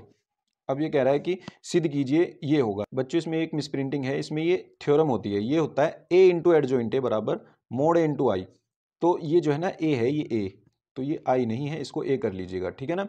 अब देखिए सबसे पहले हमें एडजॉइंट भी निकालना है, ए इनवर्स भी निकालना है, तो ए इनवर्स वाले प्रोसेस सारे फॉलो करेंगे, ठीक है ना। तो ए इनवर्स के लिए सबसे पहले हम क्या निकालते हैं, ए का सारणिक, ए का सारणिक क्या आ जाएगा आपका, ए का सारणिक आ जाएगा यहाँ से 1 आ जाएगा, ठीक है ना। बच्चों आप ये निकाल लेना, ठीक है ना, क्योंकि टाइम कम है, वीडियो लंबी हो रही है, इसलिए हम जो है इसको जल्दी जल्दी करेंगे। आपको सॉल्व करना तो आता ही है सारणिक, आप इसको सॉल्व कर लेना, बस ये आ जाएगा आपका 7 माइनस थ्री आ जाएगा आपका 1, ठीक है ना। और ये नॉट इक्वल टू जीरो है, इसका मतलब इसका इनवर्स फाइंड कर सकते हैं। अब इसके सहखंड निकालिए और सहखंड से बना अवयव बनाइए, बी बराबर सह गुणन खंडों से बना अवयव, सह गुणन खंडों से बना अवयव, ठीक है ना, गुणन खंडों से बना अवयव। तो वो क्या होगा वो मैं बता देता हूँ आपको, देखिए ये हो जाएगा 7 -3 -1 1 0 फिर -1 0 1, ये आपका बी हो जाएगा, ठीक है ना। और एडजॉइंट ए जब आप निकालोगे एडजॉइंट ए, तो एडजॉइंट ए आपका आ जाएगा बी का परिवर्त अवयव, यानी आपको जो इसमें रो है वो कॉलम बना दीजिए और जो कॉलम है वो रो बना दीजिए, -3 0 1, ठीक है ना, ये आपका बन गया एडजॉइंट ए। अब अगर आपको ए इनवर्स फाइंड करना है तो ए इनवर्स होता है आपका, ए इनवर्स होता है 1 अपॉन डिटर्मिनेंट ऑफ ए और मल्टीप्लाई एडजॉइंट ए, ठीक है ना। अब ये तो 1 ही है, 1/1, तो ओवरऑल आपका एडजॉइंट ए ही इसका आ जाएगा, ठीक है ना। यानी आपका ये जो मैट्रिक्स थी 7 -3 -3 -1 1 0 -1 0 1, यही आपका ए इनवर्स हो जाएगा। एक आंसर तो आपका ये वाला आ गया, ए इनवर्स ज्ञात करने वाला। अब हमें ये प्रूफ करना है, ठीक है ना। अब उसने कहा है ये प्रूफ कीजिए, तो देखिए हम ये प्रूफ करते हैं। उसने जो ये कहा है, चलो यहाँ पे लिख देते हैं, ये कहा है उसने A into adjoint A equals to साइनिक ए का और उसके मल्टीप्लाई में आई, ठीक है ना। ये प्रूफ करने के लिए कहा है। तो देखिए हम एडजॉइंट ए में ए की मल्टीप्लाई करते हैं, हम क्या निकालते हैं, ए इंटू एडजॉइंट ए निकालते हैं, ठीक है ना। क्या आएगा, ए है अपने पास 1 1 1 3 4 3 3 3 4, है ना। इसके साथ हम क्या करते हैं, एडजॉइंट ए की मल्टीप्लाई करते हैं। एडजॉइंट ए क्या था हमारे पास, ये था 7 -3 और -1 1 0 और -1 0 1। जब हम इसकी मल्टीप्लाई करेंगे तो आपके पास क्या आ जाएगा, आपके पास एक मैट्रिक्स पूरी आ जाएगी 1 0 0 0 1 0 0 0 1, ठीक है ना, ये आ गई। और जब आप डिटर्मिनेंट ऑफ ए यानी ए का सारणिक और उसकी गुना आई में करोगे, यानी ए के सारणिक की गुना जब आप आई में करोगे तो क्या आ जाएगा, देखिए जो ए का सारणिक है उसकी वैल्यू आपके पास 1 है इंटू, और आई क्या है आपके पास, आई वही होता है 1 0 0 0 1 0 1 0 0 0 1, ठीक है ना। ये आपके पास आई है। तो देखिए ये दोनों बराबर नहीं है क्या, ठीक है ना, दोनों बराबर हैं। तो इसका मतलब ए इंटू एडजॉइंट ए बराबर मोड ए इंटू आई भी हो गया, ठीक है ना। तो ये बात हो गई आपकी प्रूफ, ठीक है ना बच्चों। उम्मीद करता हूँ आपकी समझ में आया होगा। बहुत आसान पेपर है। और बच्चों अगर आपने अब तक चैनल को सब्सक्राइब नहीं किया है तो चैनल को सब्सक्राइब कर लीजिए, क्योंकि हम 2024 एग्जाम से रिलेटेड बहुत हेल्पफुल वीडियो आपके लिए अपलोड करने वाले हैं। तो वीडियो अच्छा लगा हो तो लाइक कीजिए, अपने दोस्तों में शेयर कीजिए और चैनल को सब्सक्राइब कर लीजिए। Thank you.